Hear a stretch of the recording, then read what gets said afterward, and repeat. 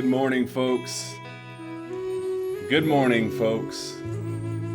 Good, great, grand morning, folks.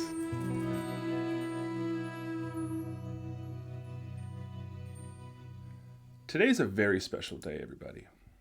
Today's a very, very special day, everybody. Welcome, everyone. I see we already have a great crowd waiting for us. That is a blessing.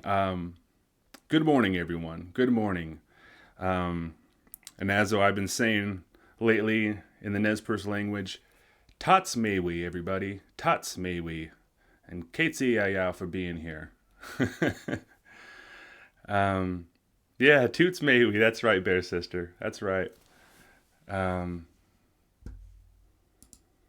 don't know why the chat box isn't working. Oh well. Not worried about it. I got the chat in front of me, so the chat box should be working on the screen, but it's not for some reason. Maybe this is why. I don't know. We'll see. It's okay. I could read the chat. I got it right in front of me, so it's okay. Hey, Boston Johnny, thank you for the follow. So today's a big day, everybody. If you don't know, my name is Tommy Graven, and I've become a talk show host of some sort. But what I do is I'm a musician, and I play the native flute, and I play guitar, and I play other things that come to me, and I have a loop pedal, and I teach, and I used to play out all the time, but then the world fell apart. So there's that. But we all understand that. So really, really, really big show today, guys. This is to me like this is the best way to say it is just this is a very huge milestone for the show.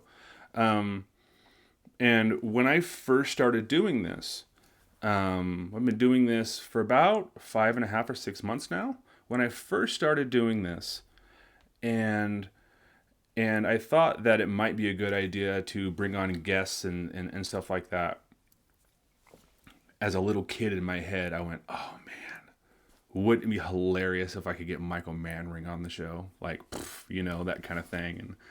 And I was just kind of like, it's kind of like, it's like, I want to grow up to be a basketball player. It was like that kind of thing, and just getting nervous thinking about it. But I reached out to him, to Michael Manring, about, I don't know, I want to say a couple months ago. And it was during this boost of confidence that I had. And I was feeling really good, and I was writing some good music and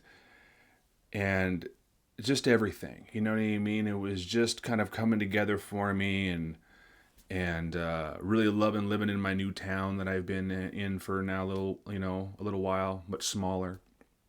And I was just confident, and I sent him actually a Facebook Messenger message, just saying, hey, you know what I mean?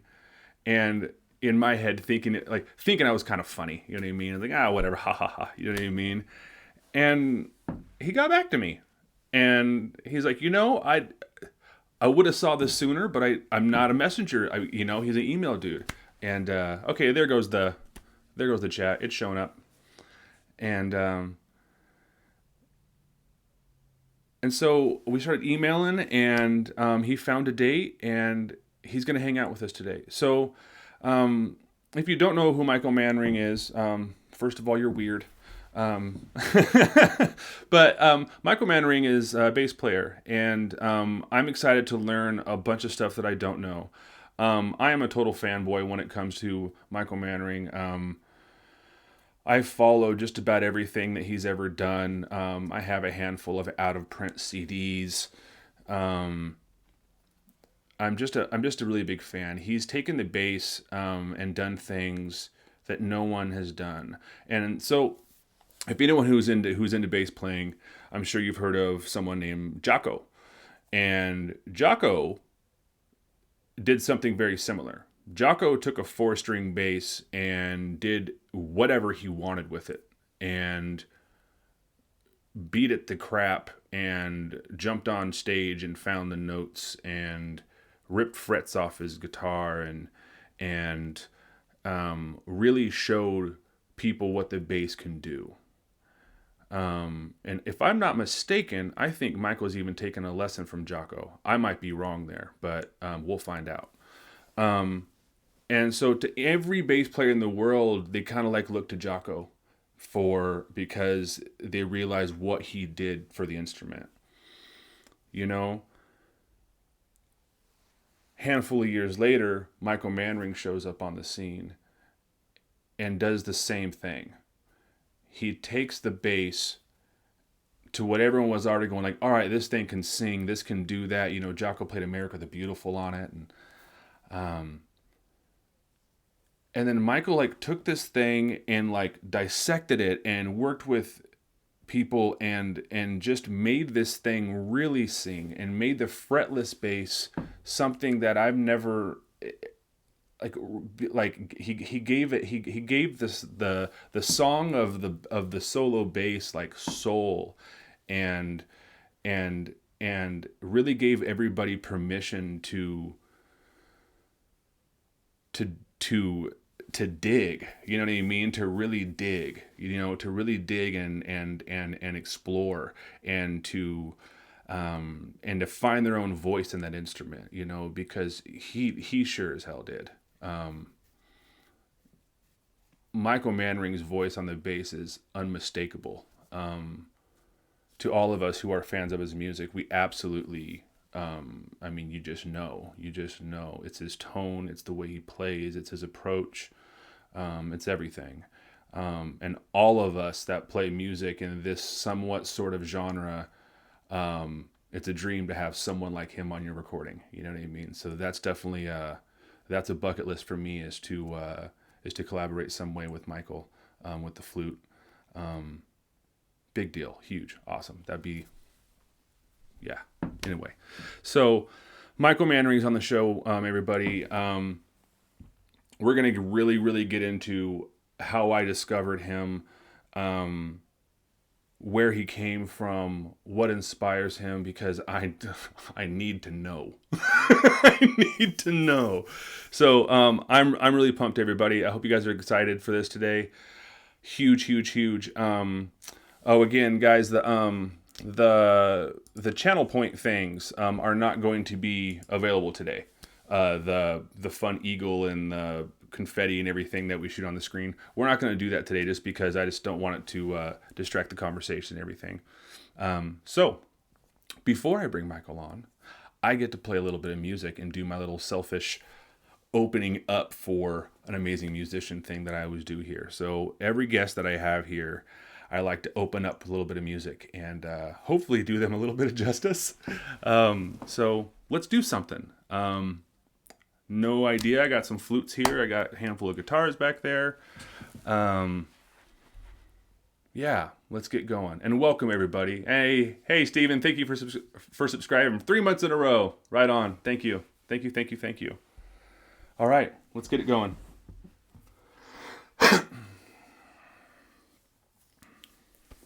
Got to think a minute.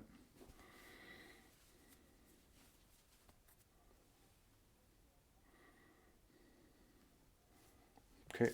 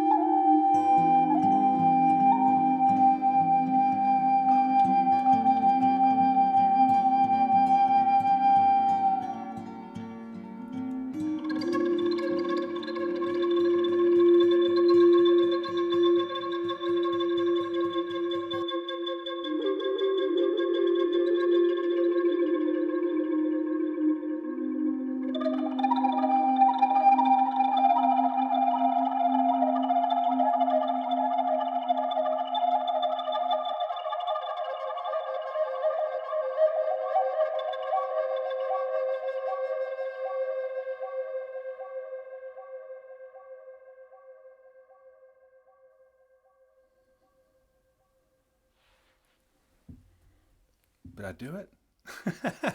Did I do it? All right. Hey, that felt good. That felt good. That's what I call shoes in a dryer. That's what I call shoes in a dryer. Yeah. That's to me that's when I teach my loop pedal classes, a lot of people that get into looping, they get really scared because like I have to have really good rhythm. And you should, but you don't have to because none of that was rhythmic. None of it. There was nothing happening there. I'm sure my loop pedal thought it was, and it had some sort of time signature set up, and it decided it was going to do something, but nope. That was just whatever I did. Even played some wrong notes in there. Those are my favorite, when the wrong notes are perfect. So, all right, guys, this is it. Welcome, everybody. Oh, wow, we got a bunch of people here. Awesome. This is really cool. All right. So you're going to see me blush, everybody. It's time. Michael Manring is here, everybody. And it's time to bring him on. So, for those of you who don't know, Michael Manring is a big hero of mine, my favorite bass player of all time. And I usually do my best to try to get him to blush right before I bring him on here, but let's just try to do it, and let me try to get my spaceship out there so I could call him. So I'm gonna call to the interwebs, and you guys need to let me know that you can hear him. Michael, are you out there? Are you out there? Are you out there? Are you out there? Are you out there? Are you out there? Are you out there? Are you out there? Are you out there? I'm here. I'm with you. All right. Can you guys hear Michael? You know the rules. We can't bring him on screen until you say yes. Can you guys hear Michael? Check 1, 2. We got him. He says, I hear someone. All right. Perfect. Hello. Perfect. Wow. All right. There you are, man. How you doing, man? Thank you for being here. Thank you so much for having me, Tommy. This is a real pleasure to be here. This is it was lovely to hear you play. Oh, thank you, man. Thank you. Yeah, this is it's like I was saying a minute ago, I call it kind of shoes in a dryer. That's like my ambient mess that you could force beauty out of. You know what I mean? And I really I haven't done a lot of ambient music, and it's fun to. I mean, I've only done it with myself like this, so it's different. It's different, and it's a lot of fun. I love that description of it. Shoes in a dryer is not something that had occurred to me before, but it is sort of that. Yeah, and that's one of the fun things about the technology. It's thinking a certain way. It's set up to think a certain way, and then you can use that to think a different way. Right. I love that. Yeah.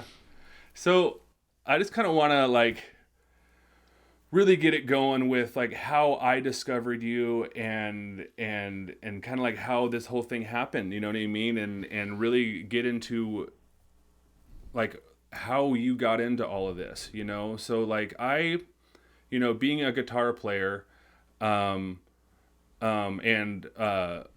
my best friend in the whole world is a bass player, Bobby Gossett, and actually the song, the intro song, the guy playing bass there, that was Bobby Gossett, and he plays fretless 5-string and 6-string this and that. He's awesome, and Absolutely. he's a huge Jocko nerd, right?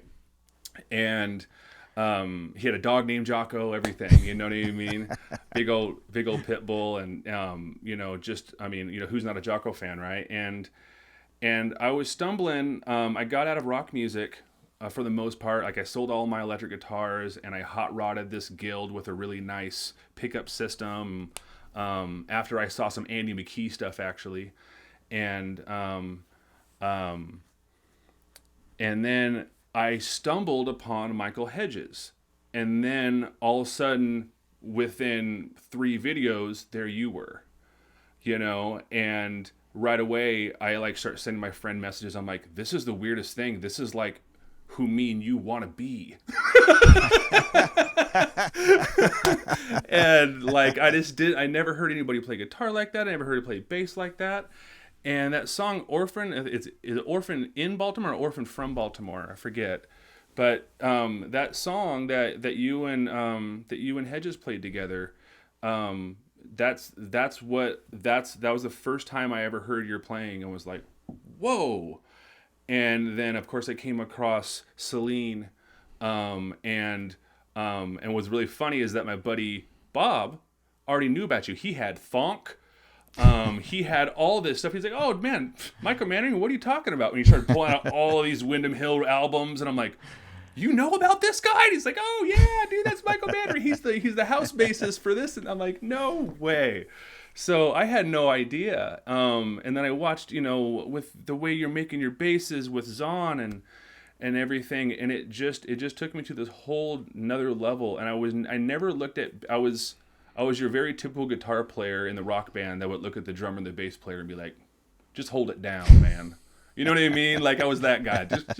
Just hold it down. Just stop. You know what I mean? And then all of a sudden, like no, like everybody's playing. And now, I mean, I barely listen to music with vocals actually. I listen to mostly instrumental music. I mean, almost always. And so, yeah, it's just you just been this huge, giant part of my life, musically, and same with Bobby. Actually, we're planning a camping trip here next week, and we we jokingly call it the Manring Hedges trip. You know what I mean? Because we're just super fans, man. We really, really are. And it's like that's the kind of music that we've always wanted to play, and not to copy or anything, but just to be inspired to create whatever is us. So yeah, I just want to thank you for that. And I'm sure you've been said something like that, but you've really, really been a really positive part of my life and very, very inspiring for me and my friend Bobby. So I just want to thank you for that. And so I mean, it's a cheesy thing, but it really is that big of a deal for you to take time out of your day, and you really are a musical hero of mine. And it's a big deal for me that you took time for me just to come and hang out with me in my little apartment like this, so thank you, man, very much.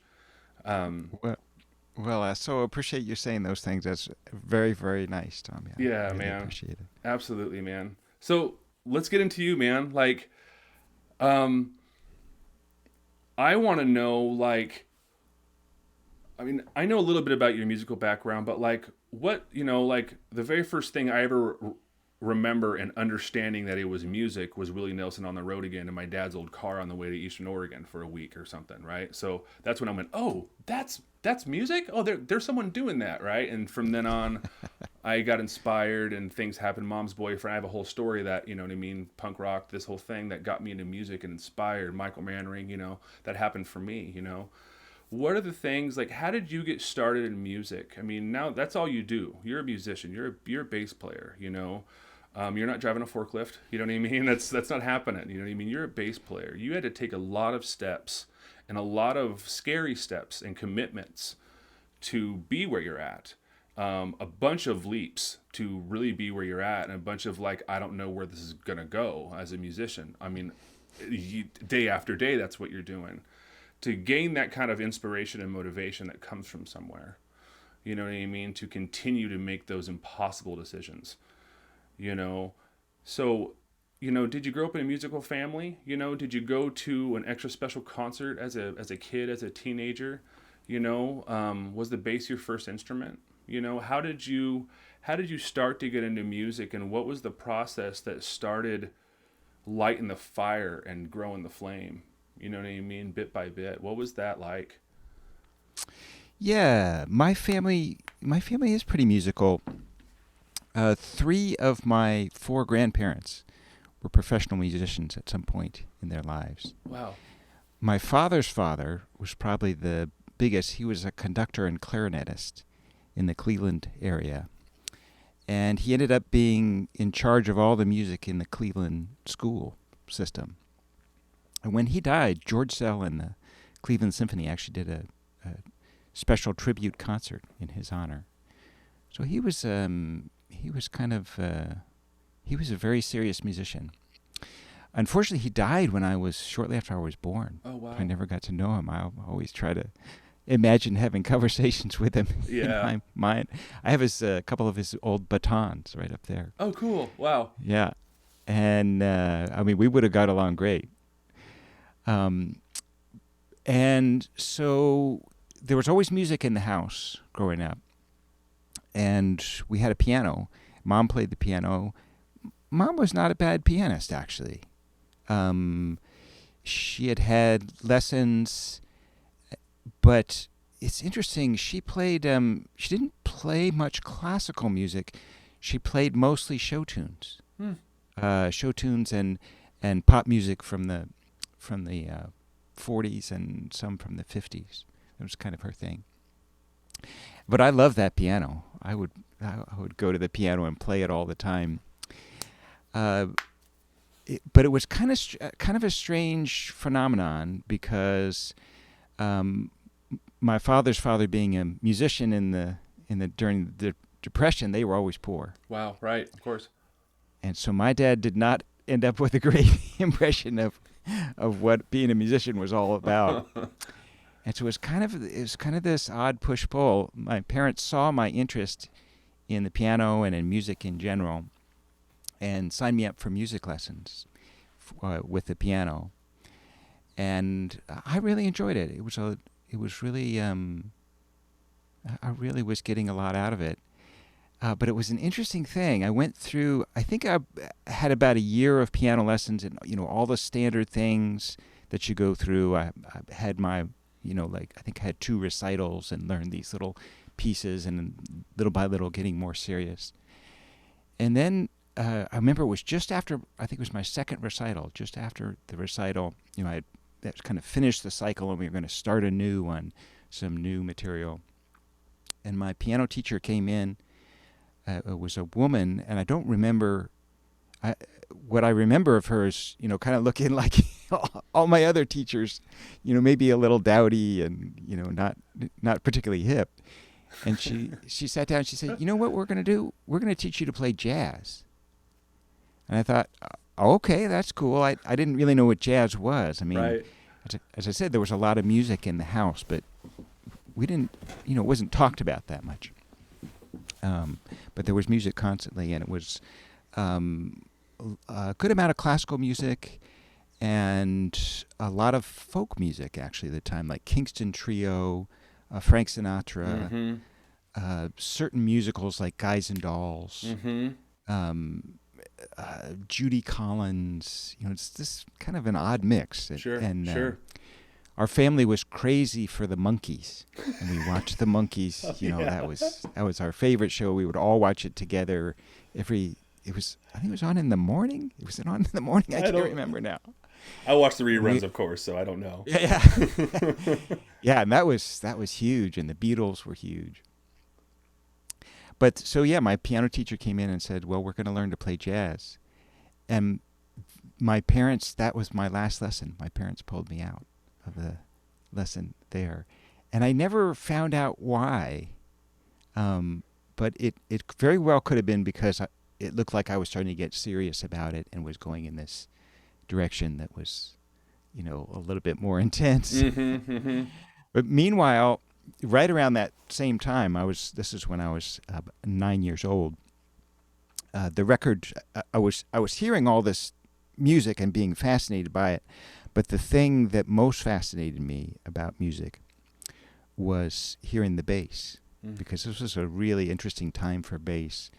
In the 50s and early 60s, the technology was such, both recording and for the technology, the reproduction of sound, you just didn't hear the bass much on the radio. You had to go to a concert to hear it, and even then, it was pretty sketchy.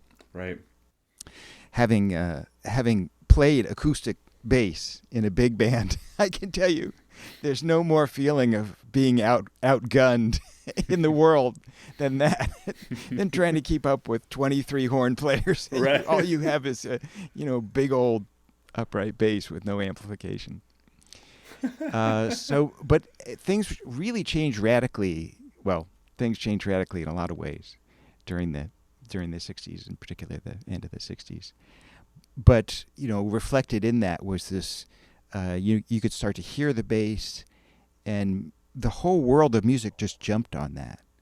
And they started really pumping up the bass in the mix, and people started doing amazing things. James Jamerson was one of the guys, just suddenly kind of did these amazing, innovative, almost contrapuntal bass lines, thrilled everybody.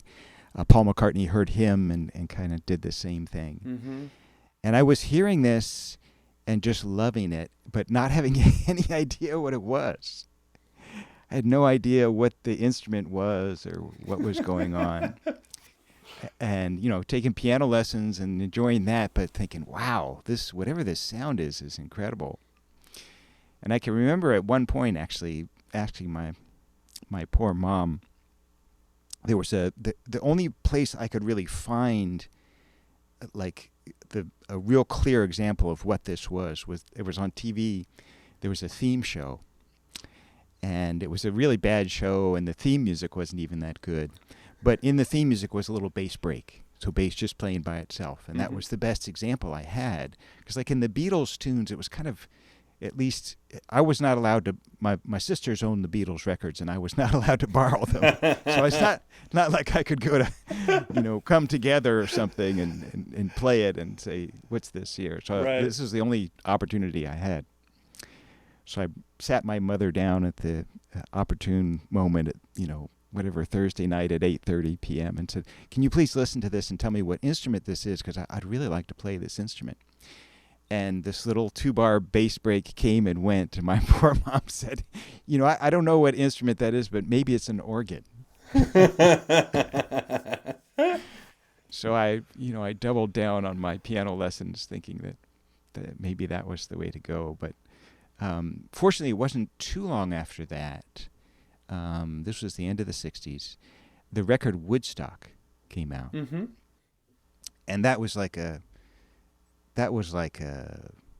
thunderbolt in our neighborhood. Right. I was pretty young when the Beatles were on Ed Sullivan. I was 4 years old, and I couldn't stay up that late to watch it. Right. I mean, we loved the Beatles, but it was all a little abstract.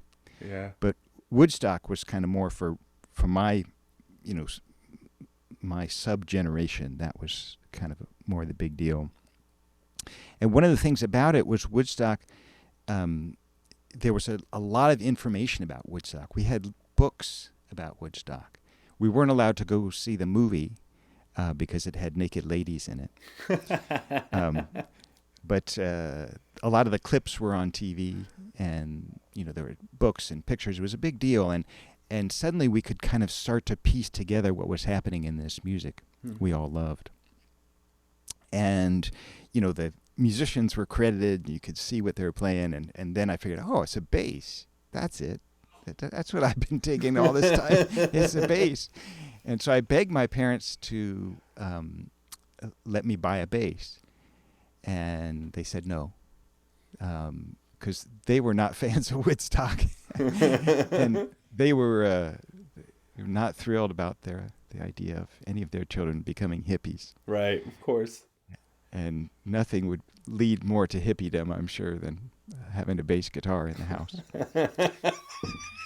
But it was a losing battle. I'm the youngest of four, and all three of my siblings were were hipping up really hard at Right. that time. Sure, sure. It was there was a lot of fringe coming into the house, Right. and fringe jackets and all kinds of Right. all kinds of bad influence. Right, And right.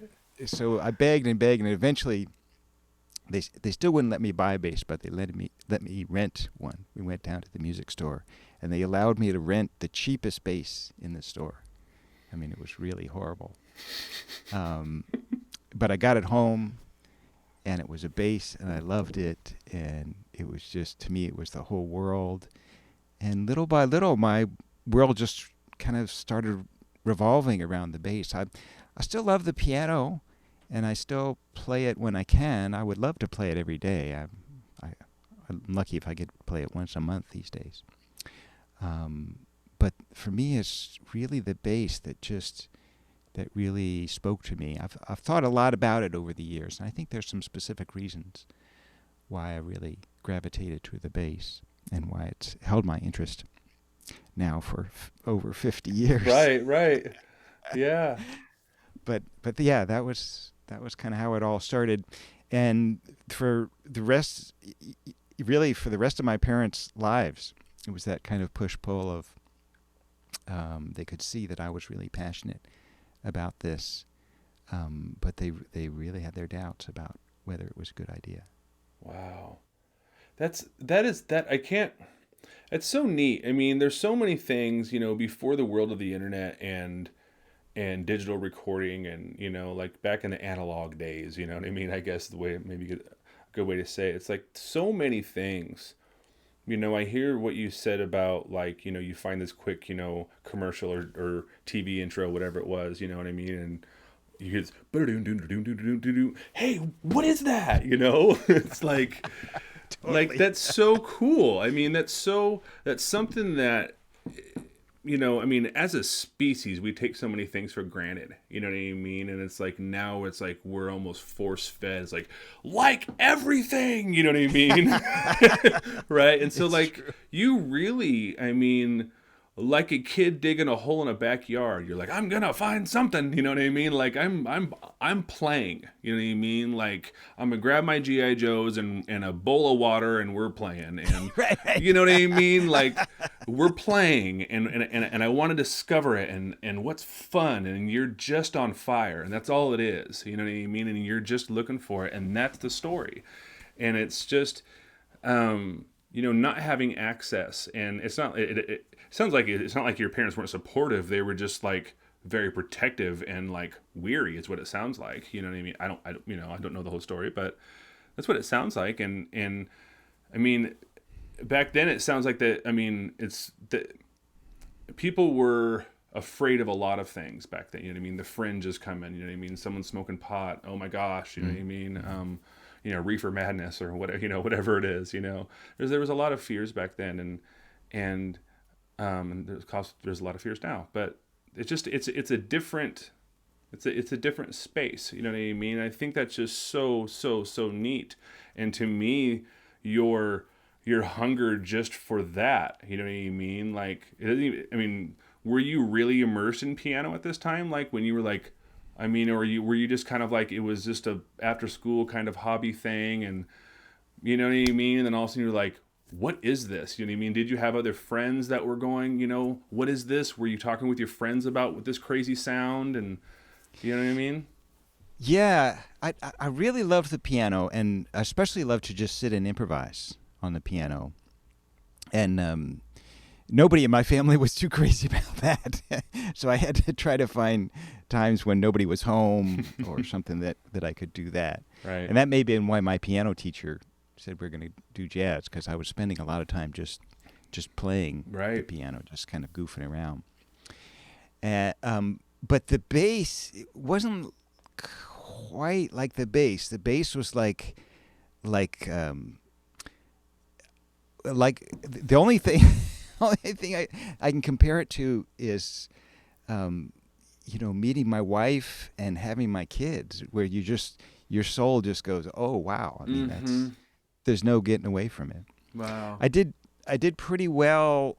I always tried to be a good student. Always felt so bad for my parents because they were really worried about me being so into this, and I was playing it a lot and just really obsessed with it, basically. And they were really worried about that. And I don't know, I'd say they were supportive. I mean, but they were extremely tolerant, that's for sure. They were Yeah. really, really tolerant. Then, Yeah. they even paid for me to have lessons and stuff.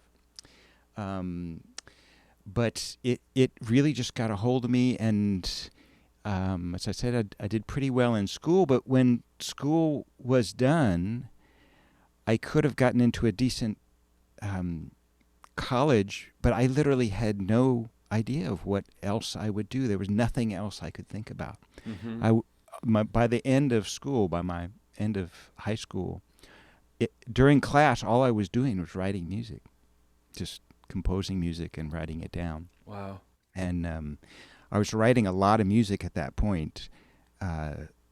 Composing, it was kind of all about composing for me as well. Composing is probably even deeper in for me than the bass. Mm.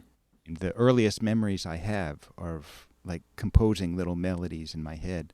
Wow. It may have even been before I could talk. I don't know, but I just have always, kind of made little sounds in my head. Wow.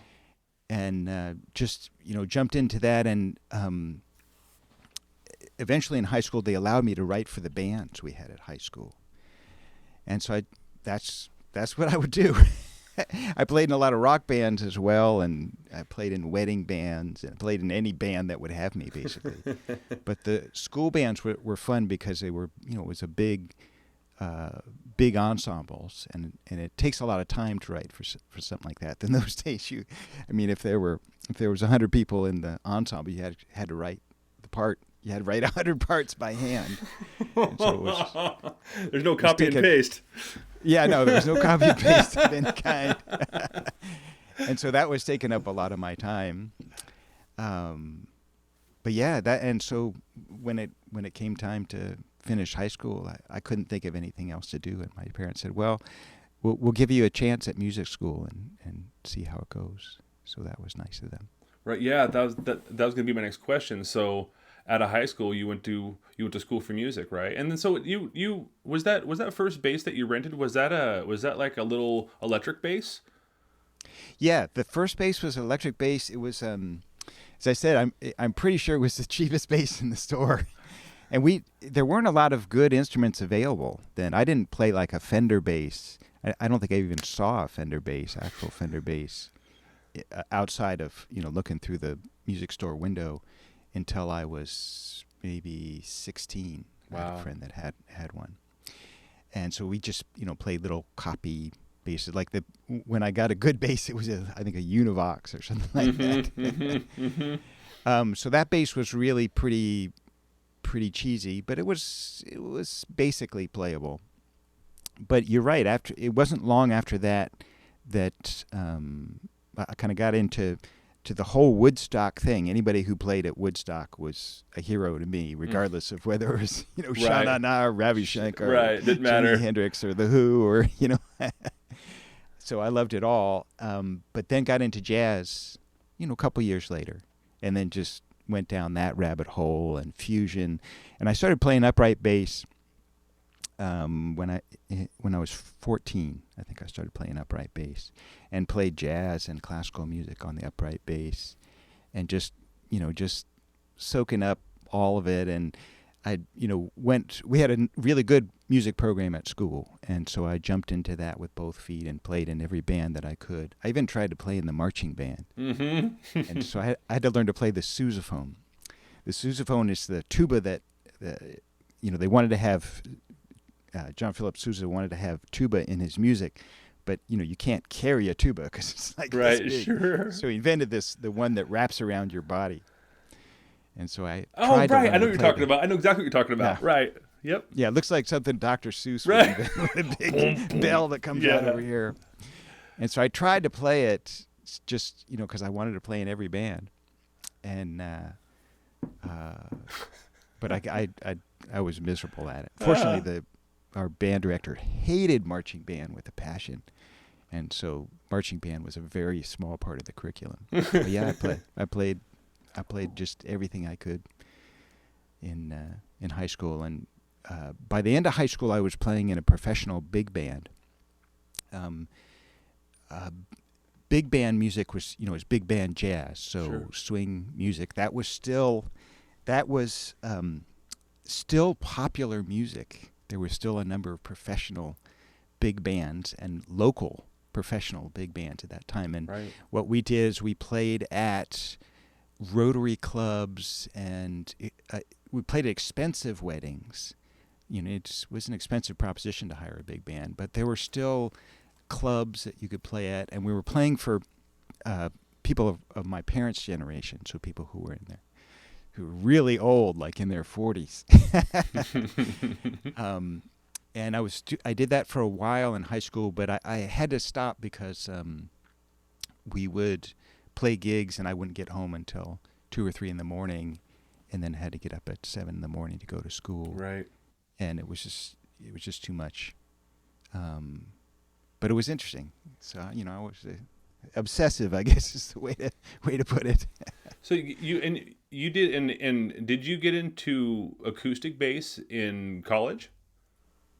Now I got into the upright, as I say, when I was 14, and was very into it, and doing upright bass and electric bass and jazz and classical was kind of the main thing, and studying both and working really hard on both. And then when I went to college, I was studying both, and that was nice because that was the first time I had heard in the flesh. I had heard some really amazing classical bassists play, and that had a big influence on me. I had heard recordings of the great Gary Carr, who's just an amazing classical bassist. Just plays such beautiful music. Just feel so lucky to be able to say he's become a friend of mine, and he's even said some nice things about my music, which is a little hard to imagine. Yeah. But he was a huge influence on me as well. Wow. But I made it through 1 year at the Berklee School of Music, and in those days, it's a little hard to imagine now, but they kind of encouraged you to leave school and start working as soon as you could. I'm not sure that was the official line, but all the teachers, they were all cats, they were all professional musicians. So they knew that, a degree isn't going to help you much if you want to get a gig, Sure. So they said, as soon as you can, get out of here and start playing. And so I made it through an academic year, and a group of us had a band that had started out as a fusion band, but we started playing top 40 music. And then, we didn't have any gigs as a fusion band, but as soon as we played top 40 music, Right. we had a ton of gigs. Right. And we just barely made it to the end of that academic year and just went on the road playing top 40 music. And at this point, this was 1979, so it was mostly disco. That's when I was that we were born. playing. Okay, great. So yeah, we were playing disco music, and we were living on the road. We all lived in a different town, so there was no home to go to. Right. So we just lived on the road constantly playing, and the upright did not go with me Right. on that trip. Right. And I made it. I didn't make it a year with that band. I made it about maybe I think it was 9 months. It was a long time. And then by the time I got back home to my parents' house, I had kind of lost all my upright chops. Because playing the acoustic bass, some of your listeners may know, is really physically demanding. I mean, it's kind of like drums in that way. You just really have to be in shape for it. Yeah. And I kept my upright for a couple of years after that, but I just never got that good at it. And I really, the sound in my head, it was always really the electric. Mm-hmm. Mm-hmm. So now my head's going.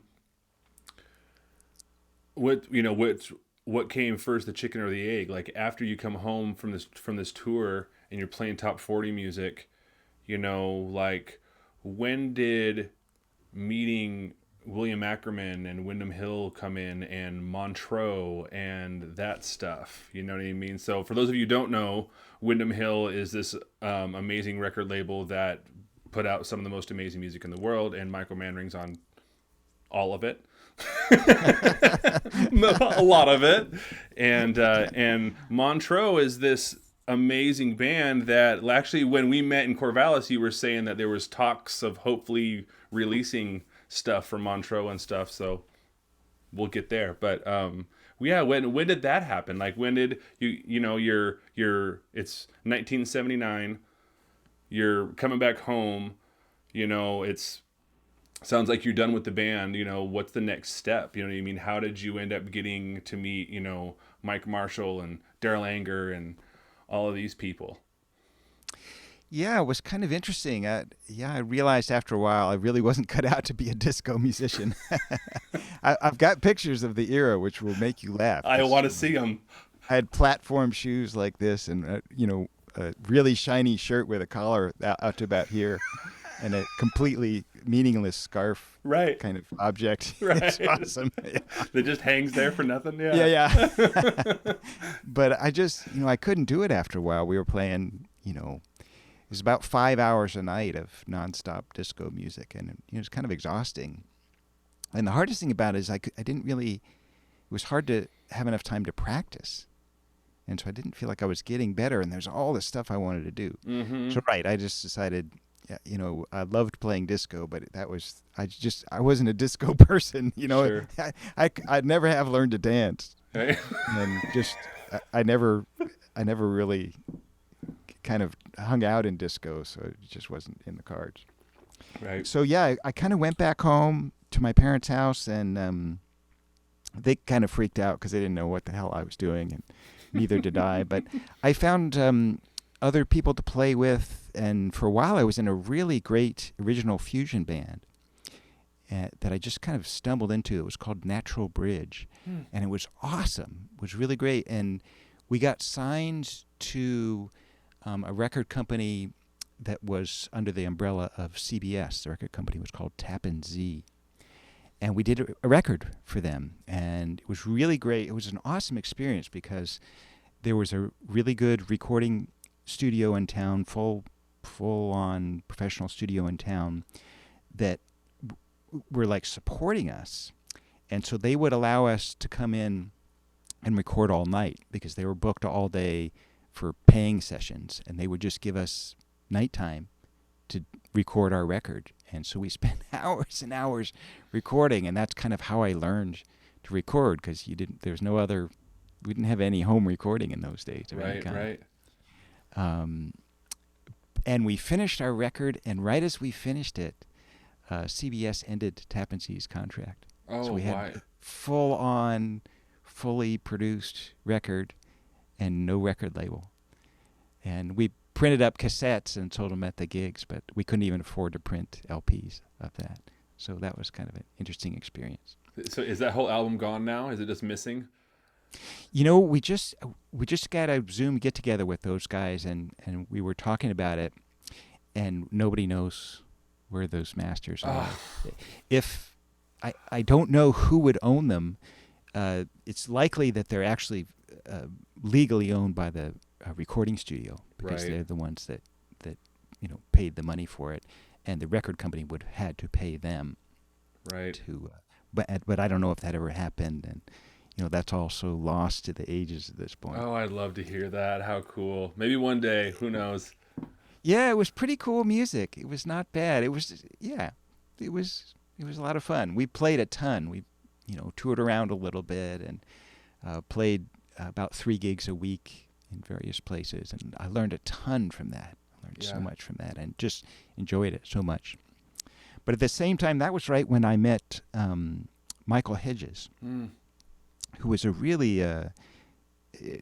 It's funny, at the time, if you had told any of us this fact, everyone would have burst out laughing. But Michael Hedges is often on the list of like 25 most important guitarists of all time. Absolutely. But as I say, if you had told us that this was 1980, I'm still 79 actually. Some of this was still 1979, 1980. Everybody would have laughed, including Hedges. Um, but he was a brilliant musician, and I met him during this time and started working with him while I was playing in this band. Um, but I loved him. We hit it off right away and became really close friends, and right away, and just really saw eye to eye on so much. And after the band, after our the recording contract evaporated, we kind of couldn't keep the band together, and that was kind of inevitable because it was a fusion band, and at that point, fusion just evaporated entirely anyway. So I moved to New York at that point. Oh wow. Because that's kind of was one of the only options for you if you were serious about music. So I moved to New York City and basically did the whole starving artist thing.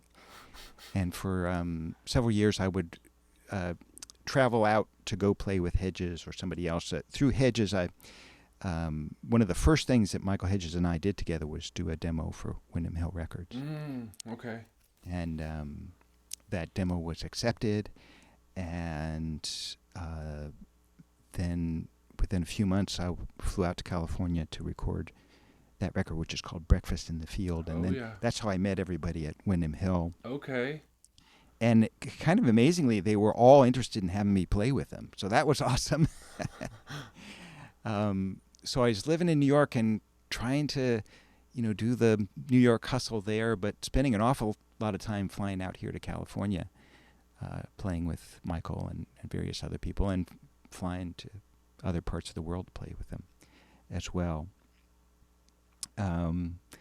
Right, so that's how I got into that, and when we did Michael's first record, Windham Hill was just having its first inklings of really big success. Right. But at the time, it was really fledgling when we did that first record, and the Windham Hill just really took off. A lot of people who are younger won't remember it, but it was a big deal for a while. We had I have a couple of gold records over there from the Windham Hill Records. Yeah. And we played at big places. We played at Carnegie Hall, and we, sold out these symphony halls. Went to the Grammys. I mean, it was kind of a big deal for a while. But it was pretty clear that it was a fad. But it was, man, what a thrill to be in on that. It was like, wow. I actually became a total nerd, and actually my buddy Bobby has all my albums because I didn't have a record player and didn't have a place to store them. But I became a Windham Hill nerd. I went to still today you can go to a record store and say, hey, where's your Windham Hill stuff? And if anybody knows what they're talking about, they go, oh, it's over there in the corner on the bottom. And there's all of this. It's like the out of print section. It's the no, we don't want none. And almost every record store has a whole bunch of out of print records. You know what I mean? And so I just boom, $5 for 20 albums, awesome. And they're all fantastic, just beautiful piano, and you're on a handful of them, and you know what I mean? It's just really, really cool stuff. And it's funny that I guess it's like elevator music, you know what I mean? Sort of, but it's just, I don't know. It's funny that there's a huge following for it still, like the Windham Hill junkies, I don't know. I run into them all the time online, you know what I mean? With my lessons and everything. It's like there's a sound behind it, That's amazing. Yeah, it really hit at the right time. It was kind of an odd time in music. There were two things that were a huge deal in the music business at this point. One was Peter Frampton. Right. Who put out a record called Frampton Comes Live. It's actually a really good record. Sure. And if I remember correctly, at one point he had sold 13 million copies of that record. And nobody knew you could sell that many copies of a record at that point. And for some reason, the record company makes a lot of money if they're able to sell that many copies of one record, more than if they sold 1 million copies of 13 different records. They make so much more money. And so that completely shifted the music business. Everything changed overnight, and that became their whole focus: is selling as many copies as possible of one record, bigger and bigger hits. And then what was it, 83 that Michael Jackson released Thriller, and Mm-hmm. it was, like 27 million or something. Right. And that was Right. that was it. Right. Then every record company got rid of every other department. They got rid of their jazz and classical and everything, and just focused every Pop. bit of energy on these massive hit records. And that was right when Windham Hill came along, and they were kind of the only game in town.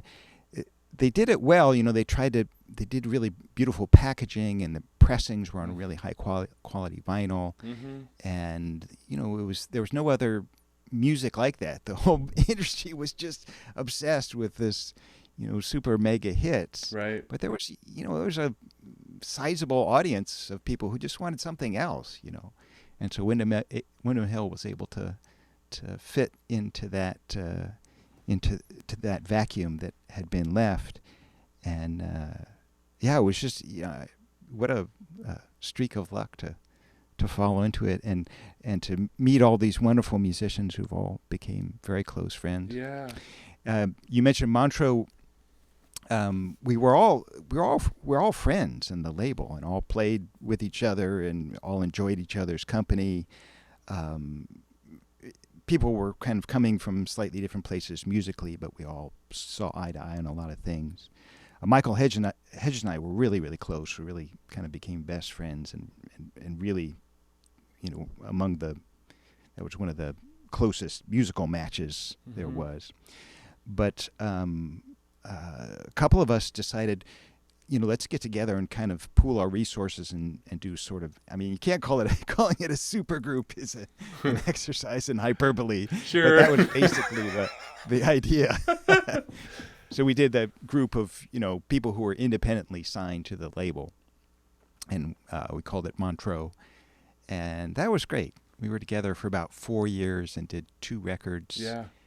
And it was just wonderful. It was Yeah. so much fun, because again, the label was so popular that we were booked nonstop, and the gigs were great, and the people, the press would write about us, and it was really a lovely time.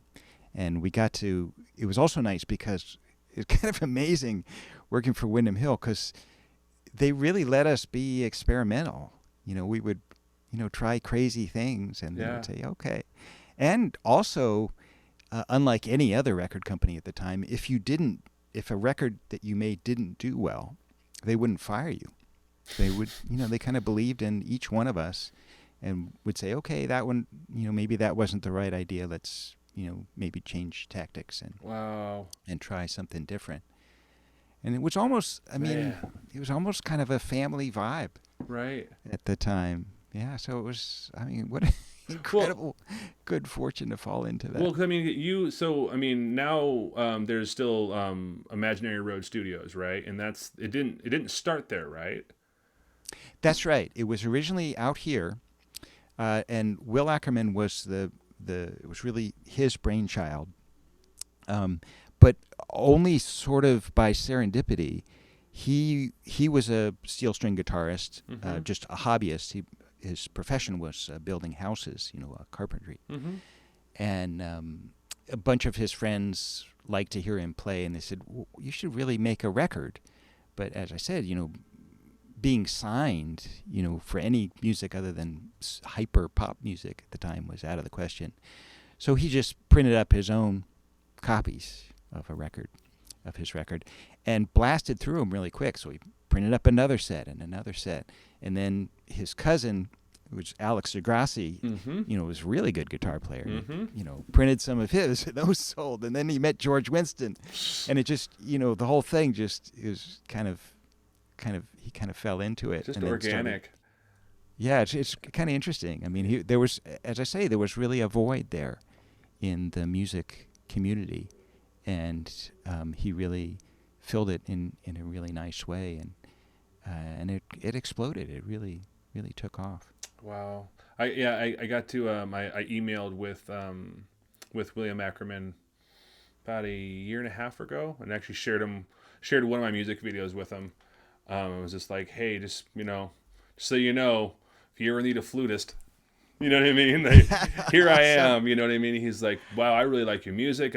I've never really heard the native flute played like that. Thank you very much. And da. And we talked about pricing a little bit, Imaginary Road. I'm like, all right, I'll come back to you in a handful of Yeah. years when I can figure that out, because I'd love to record there. And I definitely believe it's worth every penny. Yeah, Um, no, Will's just a great guy, and we still work together. yeah, And the first thing we did together was Michael Hedges' first record in 19 I think it was 1980, Breakfast in the Field. yeah. And so it's every time we work together, it's like, wow, man, this has been a long trip, and it's just so I'm just so glad that we're both here and both doing it and both still loving it and as passionate about it as ever. Yeah. But yeah, Imaginary Road, he used to live out here, but for a while he had two homes, one in Vermont and one out here.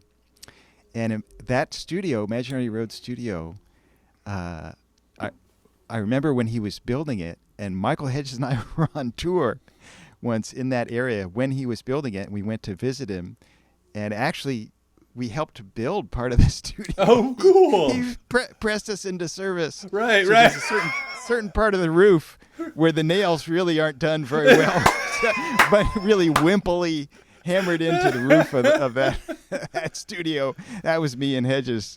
That's so funny. That's so funny. Hey, come see my new place. Right. Come on, get a Yeah, hammer and get up yeah. here. We need your help. That's right. That's funny. That's funny. So we have a handful of questions in the chat, but mostly just kind of asking about your bases. So before we go any further, can we kind of talk about your bases and look at them a little Sure. bit? We got some questions, kind of like I want to hear them play. What are your favorite bases? I know that you're a Zon player. You know what I mean? I've seen videos of you playing other things, but I think that'd be kind of cool, because a big part of your sound, is, these days anyway, is your guitars. You've really put a lot of thought and effort into the way these are built, and they really are built for you. You know what I mean? And you have a couple of different models that you play, but of course, the first one that I remember is, when I watched that, that I think it's a 15-year-old video now, but of Celine, you know what I mean? That song you wrote with your hip shot and all the stuff I'm like, first time I saw it, I'm like, what is he doing? Like, I didn't know that all that was happening. I've heard the song before, but I didn't. And I watched the video, I was like, whoa, whoa, whoa, whoa, whoa, whoa. Like, it was just like, the whole bass was falling apart and then coming back together. And it was just like, what's going on? So, like, how did that start? How did you get into? Was the 4-string bass just not enough? You know what I mean? How did you start getting into that process? You know what I mean? You've made all of these beautiful records, and then all of a sudden, did you meet the maker first, or did you have the idea first, or what was it? You know what I mean? A lot of people don't even know what I'm talking about, but you have some very interesting bass guitars.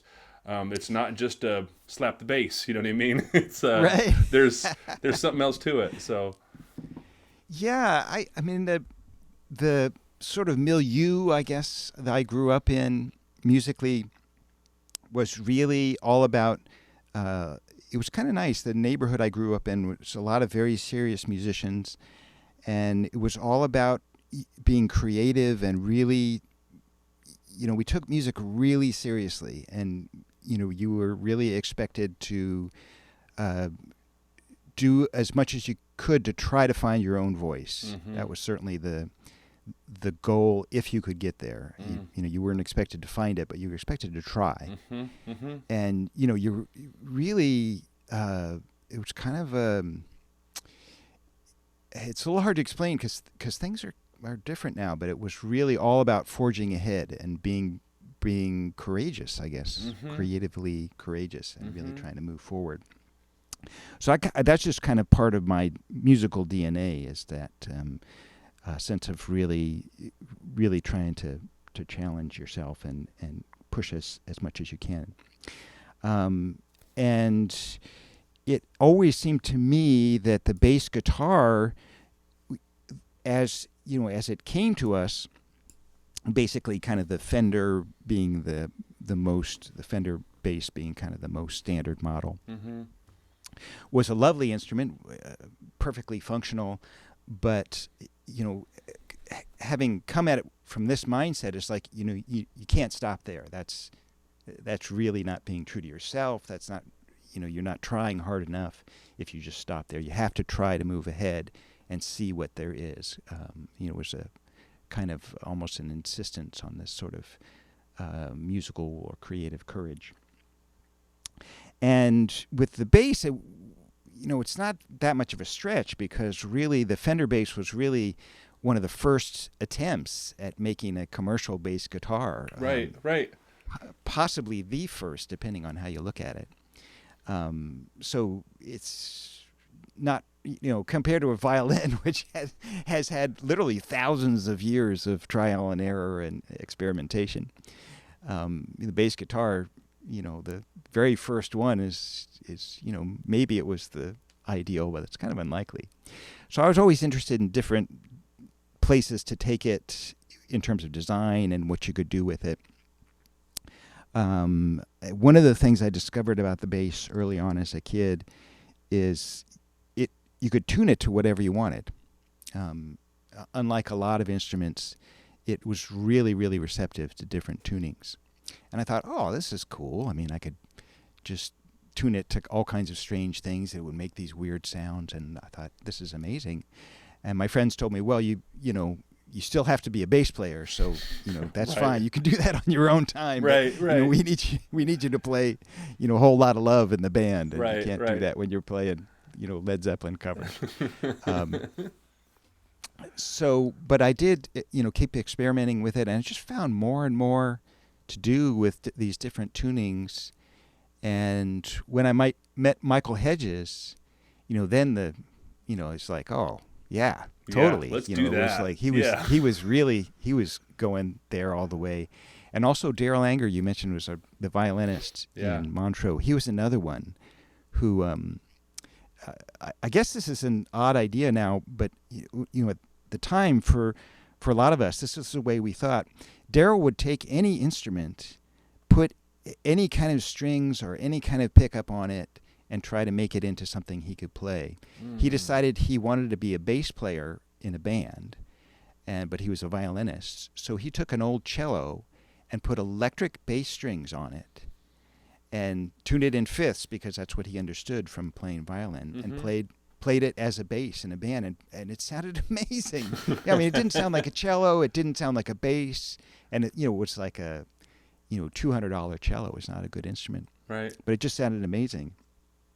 But that's kind of how I came up, and Hedges was doing all this crazy stuff, slapping all these pickups and stuff on his guitar. And so I got interested in doing this kind of thing too. And I found so much to do with different tunings on the bass that I really wanted to keep moving forward, and assumed, that everybody was doing this. But wanted to have a bass where I could move through different tunings while I was playing, so that it wasn't just limited to one tuning for a piece. And I talked to a number of guitar builders about this, and they all thought I was completely mental. But then out here I met Joe Zahn, and he had been following me around. He was a fan of our band Montreux, and had been following me around. He said, I'd really like to build a bass for you. And I was kind of reluctant to talk to him about it, because at that point I had described these different ideas that I had, and had such bad luck with luthiers. I mean, a lot of them told me, that's impossible, it cannot be done, please stop talking about it. Right. Sure. But Joe kept bugging me, and he said, I'd really like to build a bass for you, man. And I said, okay, all right, man, this let me tell you what I really want. This is what I really want. And I described it to him, and he said, yeah, we could do that. and so we started working on this bass here. That's the one. And, yeah. And it was amazing, because Joe was just like totally up for it. You know, I don't know if he knew what he was getting into, but I said, well, I want to try this and this and this and this, and he said, let's try all of that. Right. And put it all in one. All of these things that Let's we do can get on one all base, of it. Yes. we will do. That's just the answer. I want to do this and this and this. Yes. Great. Yes. Okay, let's do it. Let's do it all. I mean, it's kind of amazing. Sometimes I often wonder if he regretted it ever since. But yeah, so we built this base. It was about, we started in 1990, I think, working on this instrument. And I mean, it was so crazy, so foolish. Some of the stuff, we got halfway in on several parts of it and thought, oh my God, how are we going to do this? Yeah. But Joe figured out how to do all of it, every bit of it. There wasn't one thing that he wasn't able to do, and it all worked. Every one of these ideas. I can't believe that it's because it seems like when you and they'll see what I'm sure you'll show the hip shot in a second, but it's like when I saw it and it was like. And it was still in tune, and I was like, yeah. It just seems so violent, you know what I mean? That's like, boom, and then it's like, it's steady. It's, you know what I mean? Like, as a guitar, I mean, you know what it is. It's like, you budge a tuning peg, and all of a sudden, oh, okay, hold on a minute, you know what I mean? Like, that's incredible, that how stable it is. And I mean, not to mention that it's just a beautiful instrument.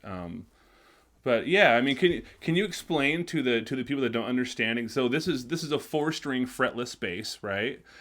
And exactly. But there's things that change that people probably don't understand. Yeah, I was at this point. I was really very, very into the fretless. I was playing. I went through several years when I didn't play fret at all. I couldn't own one. I didn't have enough money to own one, so I just played fretless. I had studied with Jaco Pastorius. You mentioned Jaco earlier. I'd studied with him when I lived in New York and was a total disciple. Wow. For several years. Yeah. And so I got really into the fretless, and really having more strings was not really an option. That really didn't come into being until like the mid '80s. You started seeing those. I mean, I knew some people that had them, but I couldn't afford that. Right. A couple people had 5-string basses, but those things cost like $1,000. Right. I didn't have $1,000. What are you talking about? That's crazy. That's a car. Right. Right. Exactly.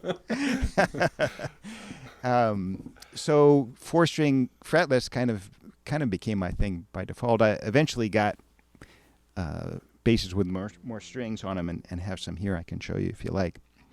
But I love the 4 strings. We can talk about it if you like. But anyway, so this bass, right, as I said, we did a lot of bizarre things on it, but probably the most bizarre is the tuning thing. So the thing about the bass guitar is, you have to think about it. It's not, in a way, it's not like any other instrument. Like when you think about a violin, first of all, the violin was designed to be acoustic, so it's all about projection. It has to be, it has to project as much as possible. And in order to do that, the energy for that comes from the tension of the strings. The strings have to be very tense, so they have to be pushing down really hard on the top, and that has to vibrate a lot, and that's what makes the instrument loud. That's true of every acoustic instrument. That's how they work. The electric bass was never meant to be acoustic. There are acoustic versions now. I have one over there. Mm-hmm. But that's not the concept. So it didn't have to do that. So consequently, it's much lower tension an instrument than almost any other instrument you can think of. And it's also really, really stable. It was not meant to be this piece of fine art. It was meant to be, throw into the back of a Woody and go play surf music. Right. That was the market it was meant for. And I think the original list price on it was $100 and something. So it was cheap and mass produced and very, very stable. Right. But because of that, you can tune it to anything. Unlike a lot of instruments, like a harp, there's nothing else you can tune it to. If you tune it lower than it's supposed to be, it won't make enough sound. Mm-hmm. And many harps are tuned right at the point where the strings will break. So, but bass is not like that at all. I tune this string over the range of more than an octave, and the instrument is, it's totally stable. It just Yeah, stays there. that's unreal. Yeah, I mean, it just that's the way the bass works. And so I can even tune, I didn't know that. this string, the high string higher and the low string lower. I'll show you. So I can even do this. So I just brought the low string down and the high string up. And it's still in tune. So, not many instruments will do that, but bass is really a good candidate for that. So yeah, so we worked and found this system so that I could change the tuning kind of simultaneously at both ends. And it was just a dream come true for me, because it really had become part of my conception as a composer, was working with these different tunings and all the resonances they provide. I could talk about this for a really long time, and I don't want to bore anybody. No, I love it because it's another big part for me, as a fan, as a listener, is your tone. Like when the first thing you just simple chord like that, and I just go because your tone. You know what I mean? Like, I've seen you live, we met once and I saw your little setup, you know what I mean? And it was you were just going through the PA that night, I think, actually with a pedal board. I forgot, but it just was so you had like this Boss pedal board and something else. And of course your EBOs and everything. But it's just your tone, you dial it in so much. My buddy Bobby is still on his exploration for tone. You know what I mean? He just got Richard Bona's new signature Mark bass little ninja head. You know what I mean? Nice. Which is awesome. You know what I mean? And he loves that. And he has a Warwick fretless 5-string, and it's great. You know what I mean? And he's experimenting with tone, but your tone is very. I mean, it's like like when you hear Stevie Wonder sing, you're like, oh, there's Stevie. You know what I mean? It's like your tone is like that. It's very like. I know it's you. You know what I mean? Especially these days, the more and more you like craft it and compress it, it's just like, like how did you get to that point? I mean, is this just pickups and a nice amp? You know what I mean? And a little bit of chorus or something, or what is this? Well, thank you so much. As I say, in the world I grew up in, that was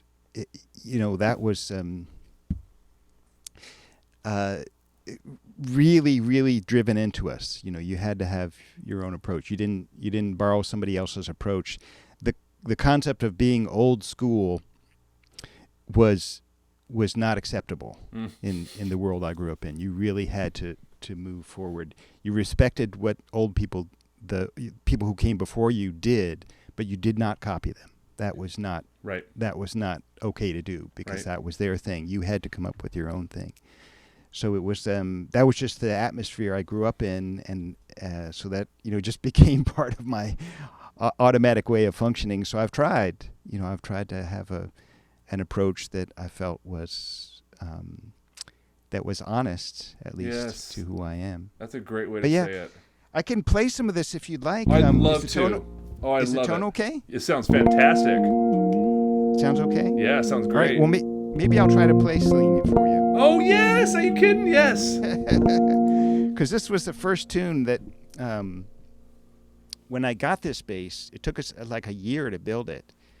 And I had been composing this piece in my head as we were building it. Every once in a while, Joe would be able to string it up, and I could play a few notes on it, and I was kind of conceiving of this piece as it went.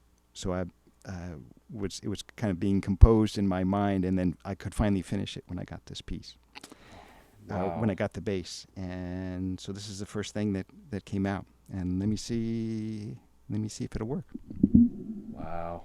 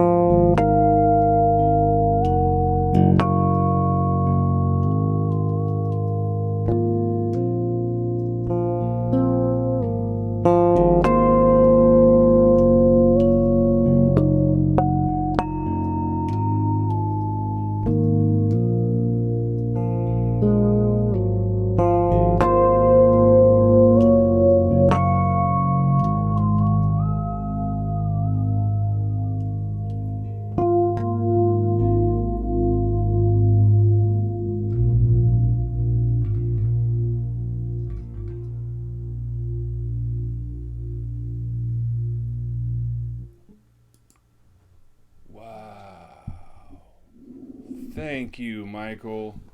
Oh, you're welcome. Thank you. I did not expect that at all, man. You have me in tears over here. I'm wiped up now, but Thank you. man, that is Thank you. my. I know this is cheesy, buddy, but you're my favorite bass player, and you just played my favorite song that you ever wrote. Oh, And I'm so glad. Thank thank you. you. I mean, really, thank you. That is absolutely incredible. Thank you so much. Gosh, yeah, a lot of comments. Everyone is like, I've never seen anything like that before. It's like, I know. I'm trying to tell you. Yeah, I mean, it's so fun. There's so many things, kind of like you mentioned earlier, there's so many things you can do with a bass. Um, what the conventional part of it is awesome. I love it. I do that all the time. That's kind of how I make my living. But there are other things to do as well, and that's what makes it really thrilling. Is there's just this whole world of sound possibilities out there if you're willing to put your imagination into it. So that's the fun part. Yeah, man. I mean, that shows so much. My I do native ceremony and stuff, and one of my elders, Rod, just passed away, and he's now an ancestor. Mm. And when we would go in the sweat lodge, he would pour a really really really hot sweat lodge, and he would a lot. I mean, it'd be really hot in there sometimes. You know what I mean? And so he would sit there and just say, "Go beyond," And I wrote a song called "Go Beyond," kind of just made me feel like that. It like reminded me of the lodge, and to me that means so many things. It means everything. But like that song really explores that for me. It really highlights that teaching from my elder, from my ancestor now. It's very we should go beyond. We should be proud of that, and we should light that flame and continue to grow it. You know what I mean? And I mean this all story that you've told. I mean, and you play that. You know what I mean? It's like that. If that doesn't highlight go beyond and what I say a lot on the show is learning how to get out of your own way, which to me really is kind of the meaning of life, maybe. You know what I mean? That's a big statement, but who knows?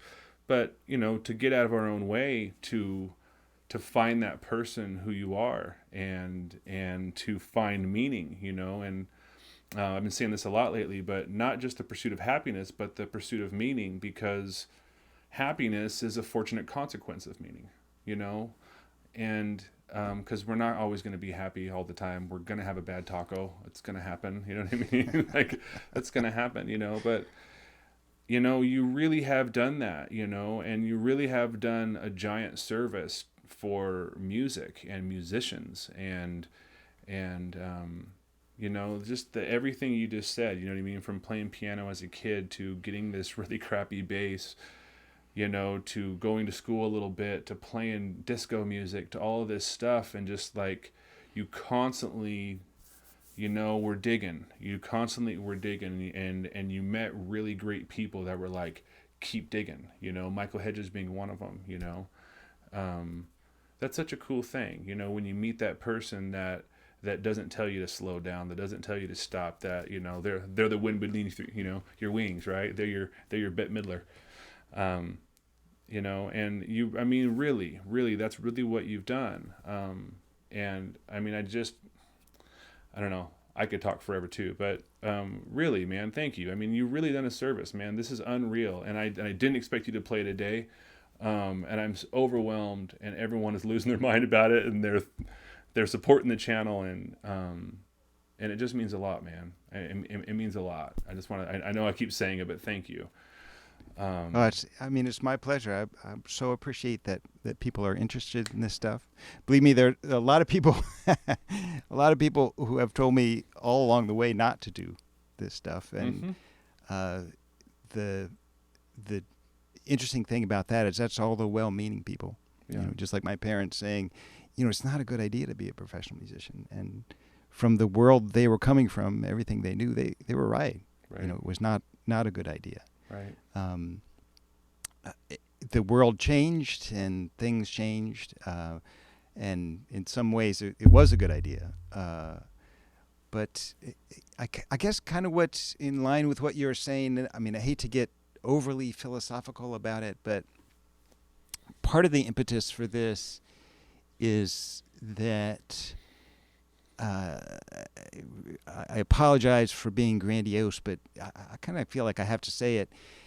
Um, for myself, and I think some other people too, um, the way things are kind of going in general in civilization at this point kind of isn't working that well. Maybe some people think everything's just fine, but for some of us, it just really seems like it it needs to be better than it is, and it seems like we need to be able to think in some new ways. Hmm. And if we can think in some new ways, maybe it can be better. Maybe not. I don't know. But for me, um, art is always a part of that process. I mean, the arts always are where new ideas really begin and take root. We can talk about that a little if you like, but Yeah. so for me, that's what this has all been about, is saying, just to myself mostly, what's out there? Are there good ideas out there that can be done, regardless of how hard it may be to realize them, and how many people will say that's a stupid idea and still say it's a stupid idea. Sure, sure. It's uh, that's for me sort of been the overall challenge, is this idea that we need to look forward, and to need to take chances and to think about new ideas, Hmm. and see if we can make things better in every way.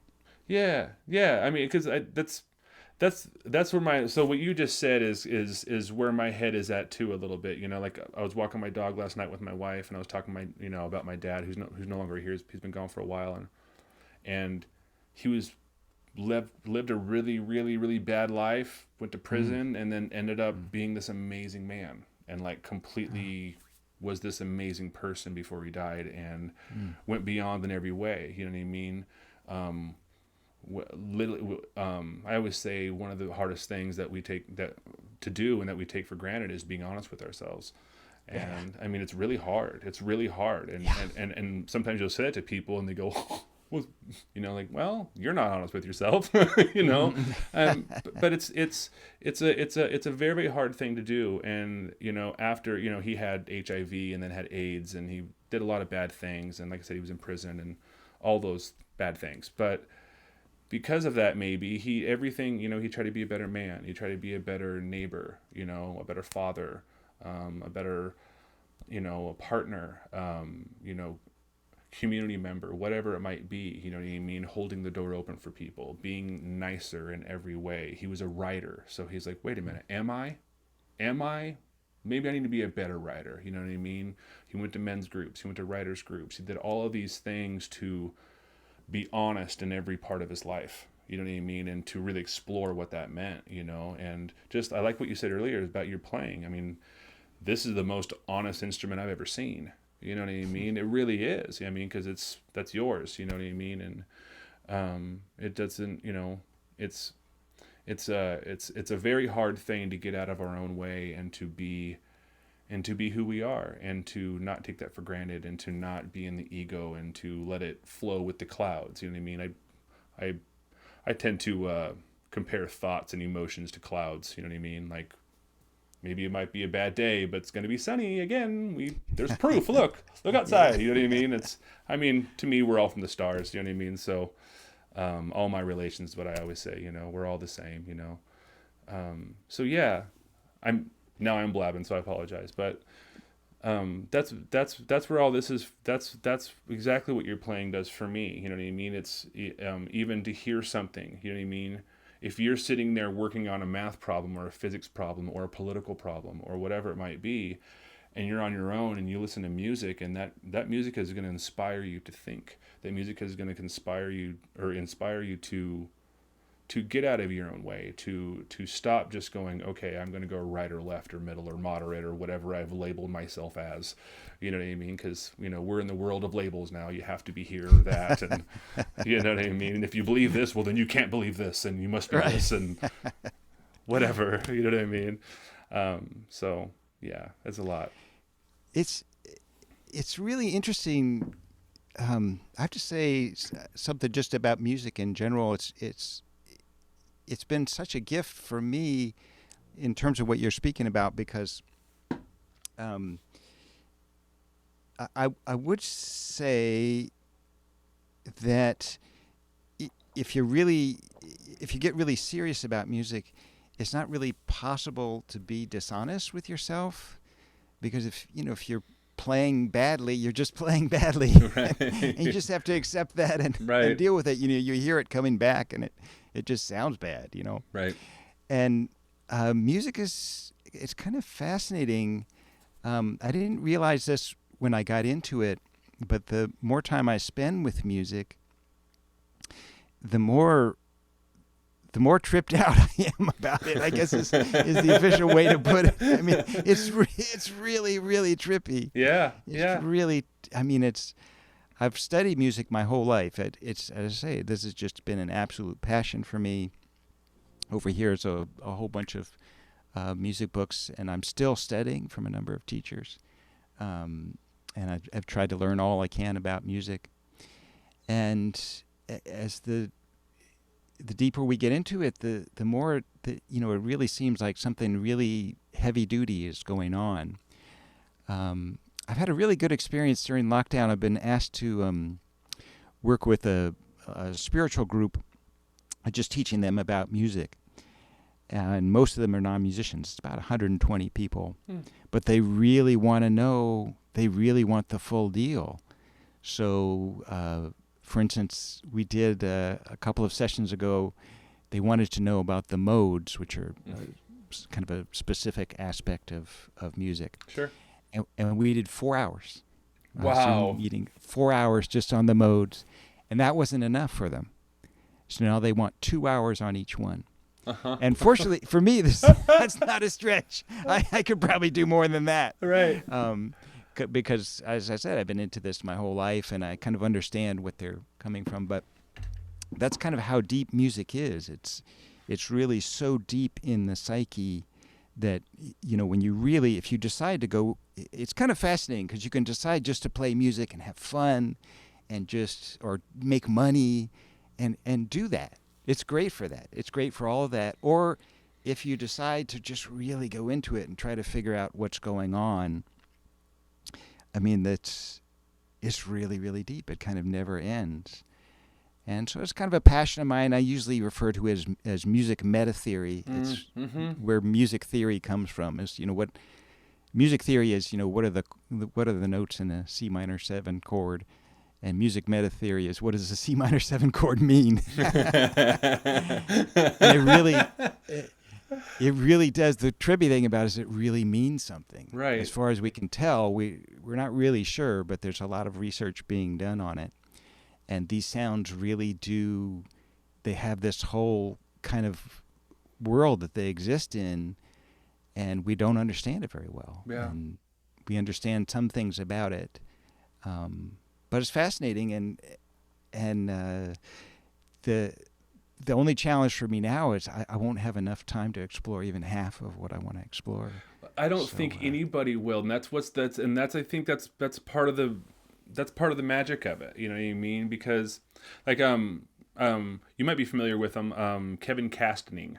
He plays these crazy guitars, and I had him on my show about a week or so ago, and I just saw a picture of him on Facebook. I'm like, oh my god, I gotta reach out to that guy. Well, I've never seen anything like that.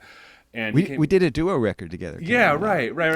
Yeah, and so he was playing his guitars a little bit and just talking about it. I'm like, what are you talking about? And it's like, I would never think about that. And I called it chromatic madness. You know what I mean? Because I just don't even know where you're at. And I'm not schooled in music. I know the major scale and its modes pretty good. You know what I mean? But not like like my buddy, Dr. Rolofson, who I think is in the chat. He has a DMA in saxophone performance, and I talk about the Dorian mode. He's like, what? Dorian? What's Dorian? I'm like, Phrygian, Locrian, all that stuff. He's like, what? You mean the second and third mode? Okay, yeah, but so I love that stuff. And like I actually like I'll like approach a song and go like, all right, I'm gonna get a Dorian feel, and I actually do that. You know what I mean? And I guess a lot of people don't do that, and people kind of make fun of me for doing that. But like I like to explore the modes because Dorian can feel like a handful of things, and it's like I really like to explore all the different personalities, and I like to label them. I like to go like, oh, Bob, Susie, you know what I mean, like there you are. Like I like to do that, and it helps me understand because it's like I'm married to music and I love them, and I really want to just learn everything about them. You know what I mean? That's really what it is. Like, just tell me more. Yeah, where'd you grow up? Like what kind of car did you drive? Like all that kind of stuff. I just want to know that so much. So I mean, like Yeah. I have a song right now that I messed around, and it's a harmonic minor thing. It's a harmonic minor melody over a Phrygian major thing, which doesn't make a whole lot of sense to me, but I'm figuring it out. You know what I'm saying? So Yeah, the interesting thing about all this is it's sometimes intimidating, I think, the whole concept of music theory. And the way it's taught it makes it even more intimidating and more off-putting, I yeah, think, yeah, which is kind of a shame because what's happening is all this stuff is already inside of us, and you already understand all that's of it. so funny. Yes, Yeah, yeah, you already understand everything, and the only reason to study it is just so you're identifying different parts of it. I mean, I hate to sound corny and like a California dude, but that's what I am. But it is a spiritual practice. I mean, you're studying parts of yourself. It's just what you do in spiritual practice. You go into yourself and you understand those components, and then you realize they're not components. It's all part of a whole, and it's all one thing. And music, I mean, it's very likely that the reason music exists is for that purpose, is to teach us that. I mean, I can say that after studying music my entire life, studying music as much as possible my entire life. I can say that it's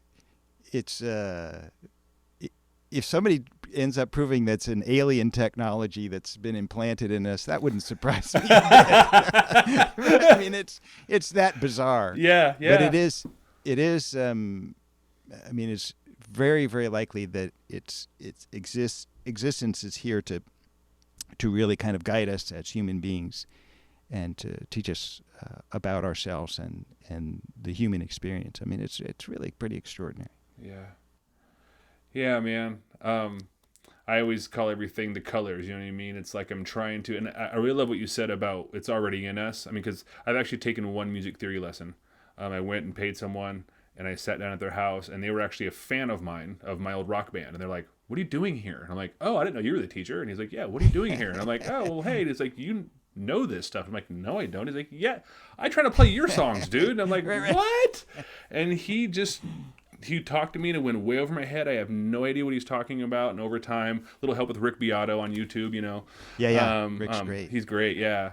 And just kind of understanding. And once I understood, the modes, like just starting and going, and okay, there it is. And then I just understood. And now I at least know how to study music theory and how to study music. At first, I just didn't make any sense. And now I realize all of those things, like when you watch Disney movies, you know what I mean? And you hear the sharp four, you're like, you know what I mean? Like, that's what that is. You know what I mean? It's like, you just know what it is now. And it's, but we've always known, you know what I mean? We've always known that it's this discovery sound, and this sounds like this. And what that actually is this chord, or it's this over this. And it's, Yep.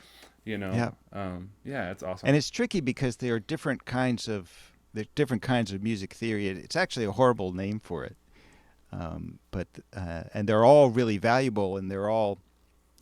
I mean, to use a way overused analogy, it's like the ancient story about the blind guys and the elephant.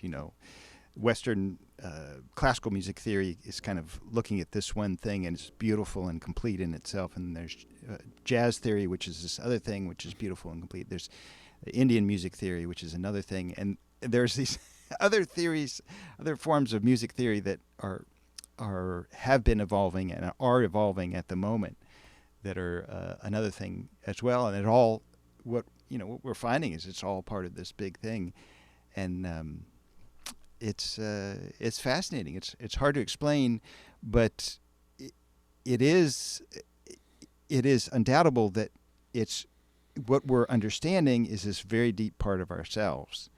Um, every culture we've ever discovered only has a handful of things like language, religion, art, but they all have music, and music is always associated with the most important aspects of their lives.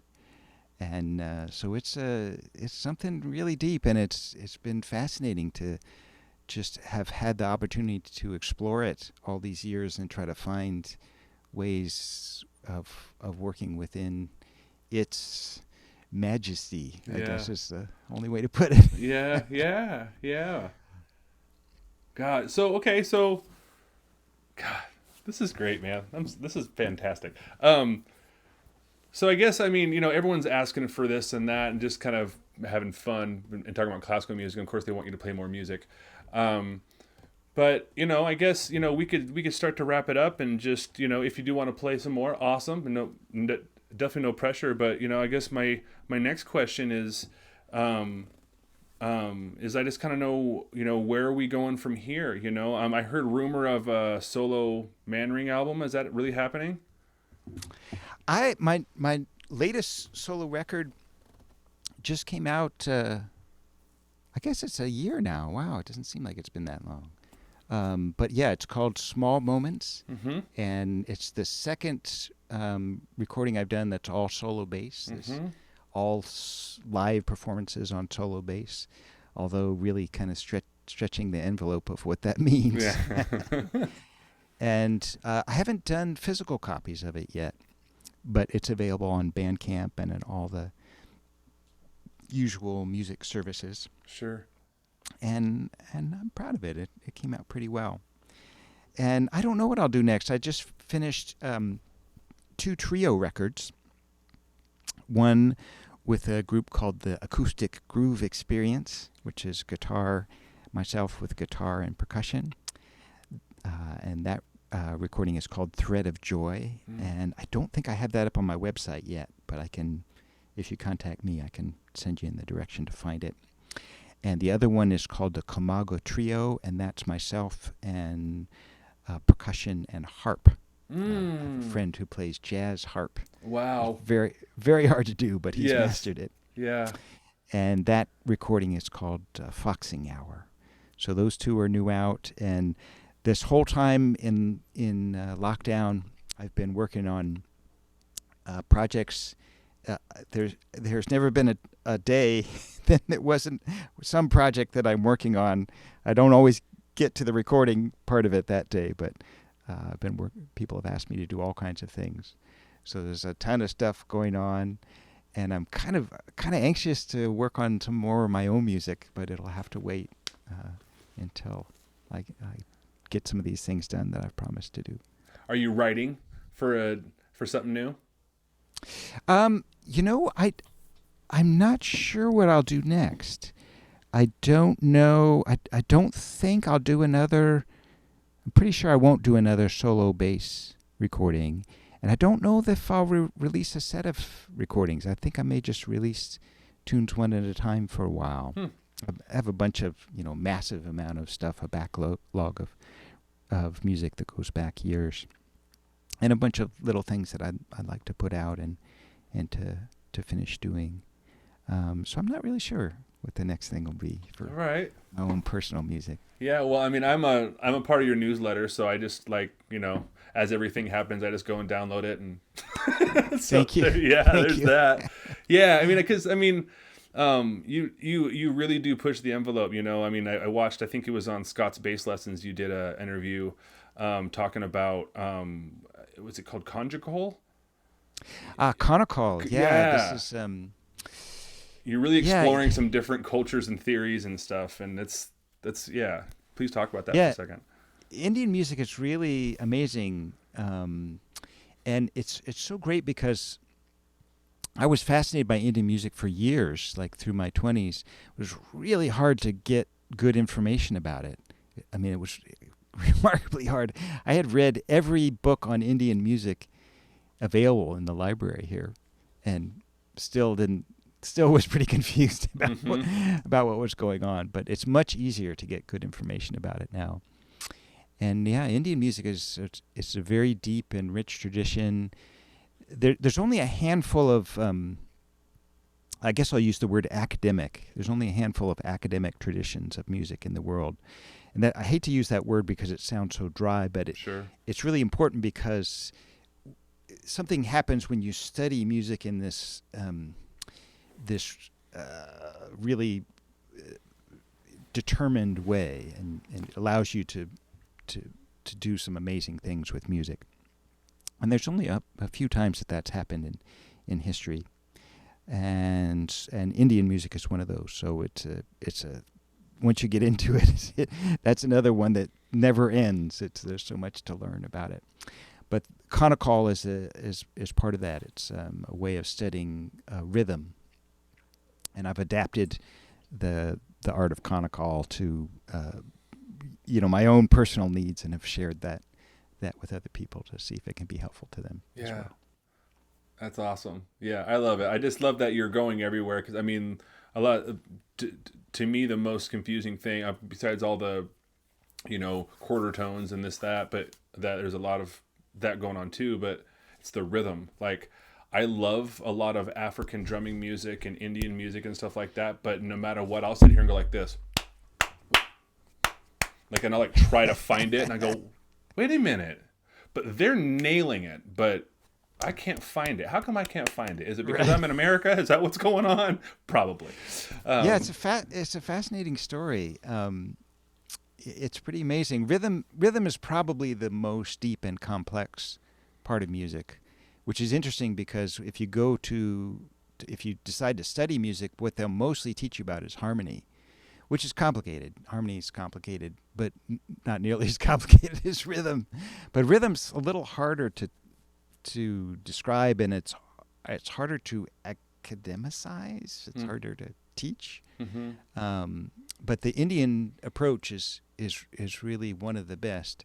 Fascinatingly, and it's unbelievably deep. It's like you can't believe what these guys who've been doing it their whole lives can do. It's just like superhuman. Literally, it's watching Batman or something. It's like, oh my God, a human being did not just do that. Yeah. That's not possible, but they can do it.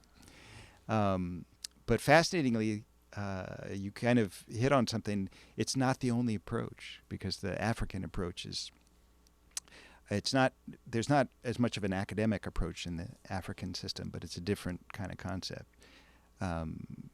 If you like, we can talk more about it. But it's just fascinating how all this is there. But yeah, rhythm is it's the big challenge. Yeah. I teach a workshop sometimes called Rhythm is Melody, for native flute players, just to help improvise. You know what I mean? Because sometimes they're just stuck. You know what I mean? And I go, all right, hold on a minute. Let's get a metronome going. Now let's go da da da da da. Yeah. Ba-da-ba-ba-ba. We could all do that. We do it every day. Yeah. You know what I mean? Yeah. Do that. Dun, ba-da-da-da. So wait a minute. Yeah. Right? Okay, there's rhythm. There it is. You know what I mean? And we just find it, and it's really cool. Yeah, the West, about the 18th century, made a conscious decision to move away from rhythm. And it's kind of interesting. As people then, it's complicated, but people then saw rhythm as sort of, because it's so rooted in the body, they saw it as kind of dirty and unsophisticated. Yeah. And so they really tried to move away from it. And unfortunately, that's we were left with that legacy. So rhythm is very hard for a lot of us. Whereas you go to some other cultures, and you see people doing things. It's like, wow, yeah, that's just totally natural to you, huh? Yeah. That's going to take me like 3 years to learn how to do that. Yeah, I mean, that you do, and you're not even a musician. Yeah, even a lot of the old native songs that we sing with the drum and stuff, it's like there's just, or it's, right? But then the vocals over it is this crazy polyrhythm that makes no sense, but right. we just get it, and it's just okay, we're in it, and it's so weird. Yeah, it's crazy. It's crazy. That's a lot of that. It's is a part of the African approach, and it's astonishing. And one of the things that happens in several parts of Africa, not all of Africa, usually not in Western Africa, the kind of the African music we know the most, but in South Africa and parts of East Africa, they do this thing where the rhythms don't have to align at all. I have a recording I've had for years and years of a group of school kids. I mean, they're only like 10 years old, singing. And they're singing this melody. Ah, ah, ah, and then someone will improvise around that, and they'll all do the chant together. Right. And they're clapping along and playing along. And I tried to figure out the relationship of the two. And it's roughly 11 against 7. It's roughly what it is. Sort of, but to yeah. them, it doesn't matter. And, you know, to us, it's just such a difficult concept to grasp. And yet this is a group of 10-year-olds doing that. Right. And for us, like, for really, really trained musicians, that would be difficult to do. Yeah. But it's just part of who they are. Yeah. So we're a little... we have benefits in other ways, actually. We're, you know, coming from, especially the classical music tradition is an amazing thing that's never happened before in history, and we're really lucky that that's kind of part of our cultural inheritance. But it does make the rhythm thing a little bit. We're starting at a disadvantage there. Yeah. But you can catch up. You can catch Yeah. up. All you have to do Yeah. is jump in and be part of it, and don't try to not feel embarrassed about it, and just take part in rhythm. Well, that's fun. I mean, because I'm actually, with all my theory and learning and everything, I'm actually just getting into rhythm, like really getting into it and understanding what's over this. And it sounds so silly, but I just figured out what 12/8 was. Like I knew what it was, but it. No, man.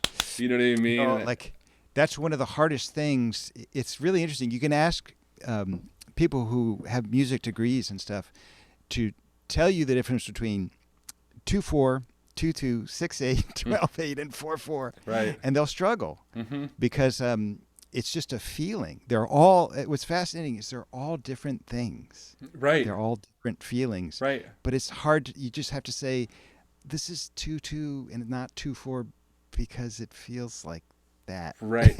Right. You're just gonna have to say that. Right. And that's it's not a thing, but you're right. It's one of the hardest things to figure out, and it's probably the thing in music notation is probably the thing that's the thing that's second most often done wrong in music notation is people will write the wrong time signature because it's just really kind of weird thing to understand, and you really have to dedicate yourself to this little bit of arcane knowledge to do that, but yet you can already play perfectly in all of these time signatures.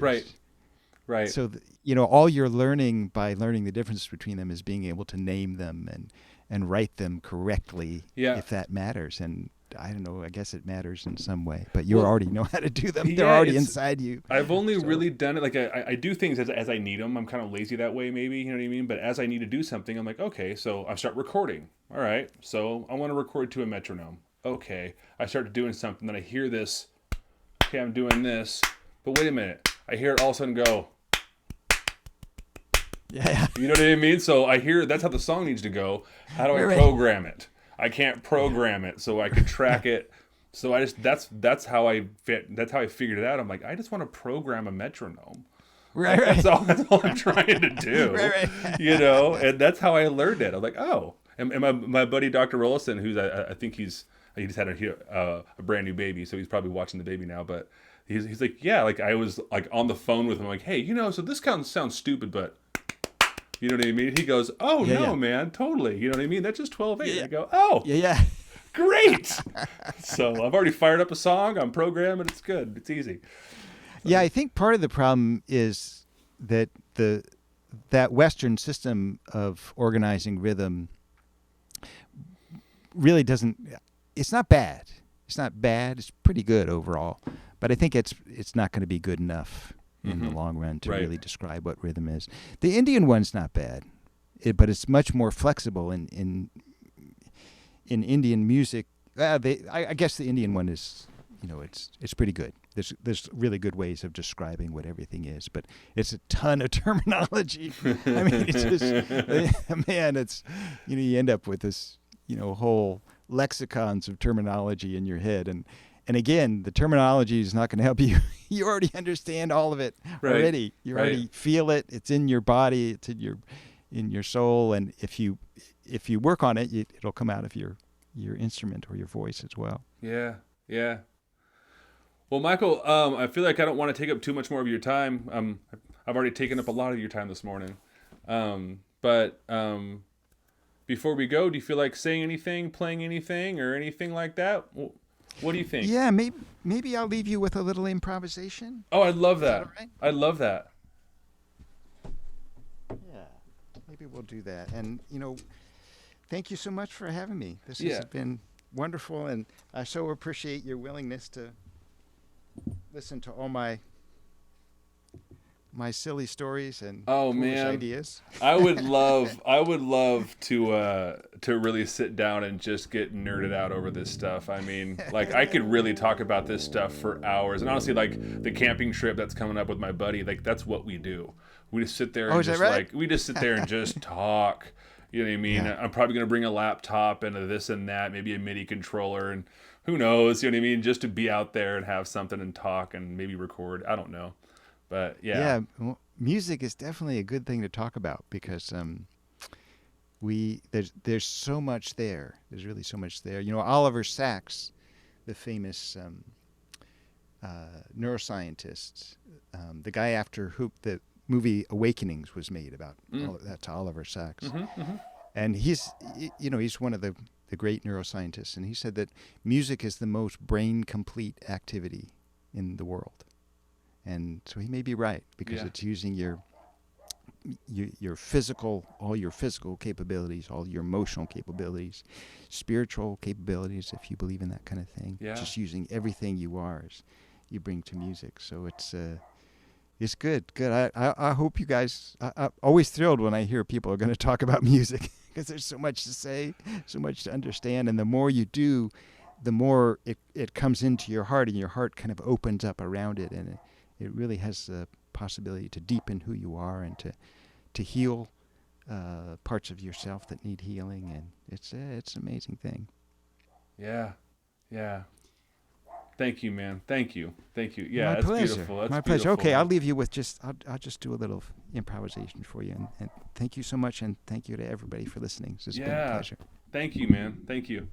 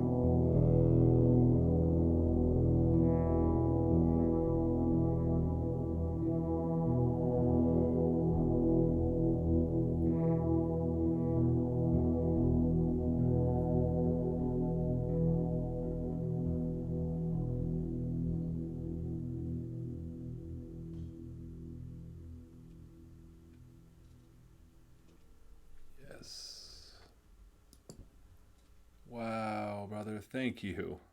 Thank you. Thank you. You're Thank most you. welcome. Most welcome. Unreal. Unreal. I can't believe that just fell out of you. Man, once again, Michael, thank you so much for this today. Huge bucket list for me. Besides the show, besides anything, just to be able to spend this time with you, it's such an honor to talk with you. And I mean, the fact that you played twice. Um, Thank you very much for stopping by and doing this. I can't imagine how busy you are, even with the lockdown. I know that you're got a bunch of emails and a lot of things to get done. So thank you for spending this time with me, man, and all of us. Thank you very much. The pleasure's mine. Thank you so much, and thank you for everybody for listening. So much appreciated, and thank you for making this platform available for all the musicians that you're helping to get their music out there in the world. Yeah, man. Thank you, man. And just, I mean, just so you know, I say this, to everyone. If you ever want a place to talk about music or something that's happening, this is an open platform for you. So you're welcome back anytime. I would love to have you back anytime. And just thank you from the bottom of my heart, man. Thank you very much. And if you ever need a flute player, you know who to ask. Awesome. Thank you so much. Yeah, brother. All right, man. Well, I'll go and I'll just shut down the meeting, and you have a great day, man. Thank you. All right. You too. Thank you. Bye Bye bye. bye. Wow, everybody. Wow.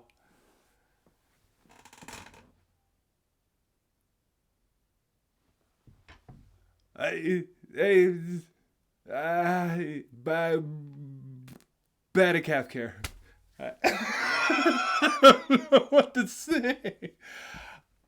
That was amazing. That was amazing, guys. Um, Michael Manring, everybody. Michael Manring, everybody. Michael Manring, everybody. It doesn't get any cooler than that, man. It doesn't get any cooler than that. That was absolutely amazing. Michael Manring is my hero, flat out. There's not enough things I could say.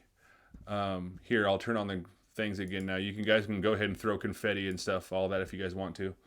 I turn that back on. It should work. Wow. Wow. Yeah. Longer show too, and I'm so happy about it. Like look how much time he spent with us. I really hope that you guys like that. The Eagle's not working. Sorry. I don't know. I don't know what's going on. It should be working, but it's not wanting to.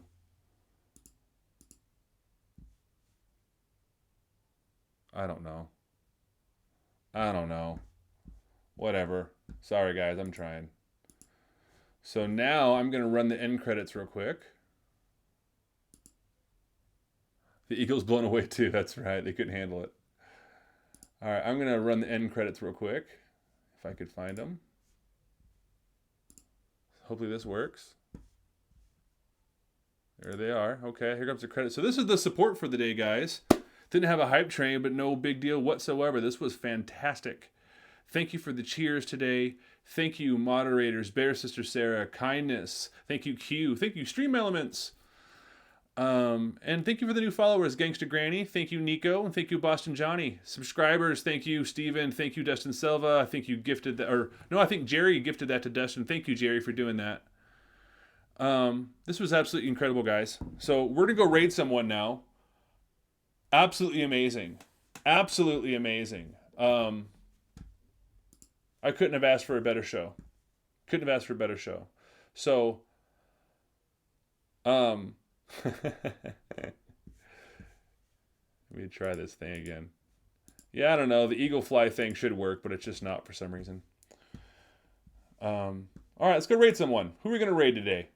Who are we going to raid today? Who are we going to raid?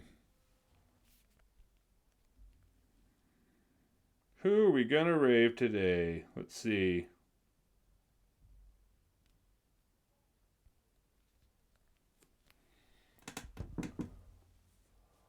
I'm feeling.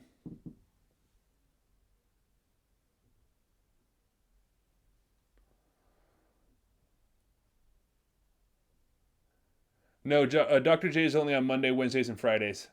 Today was a special show for me. All right, let's go read Bob. I like this guy. Let's go read Bob. Wait a minute. Hold on.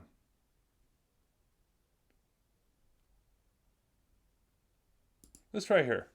Let's try that. Yeah, she's playing violin. All right, guys, let's go rep the Tommy Graven Show. I'll see you guys tomorrow morning. Come hang out. I'll see you guys tomorrow morning. I love you guys. Wonderful show. Thank you for your donations. Thank you for your bits. Thank you for your subs and your follows. I'll see you tomorrow morning. Awesome.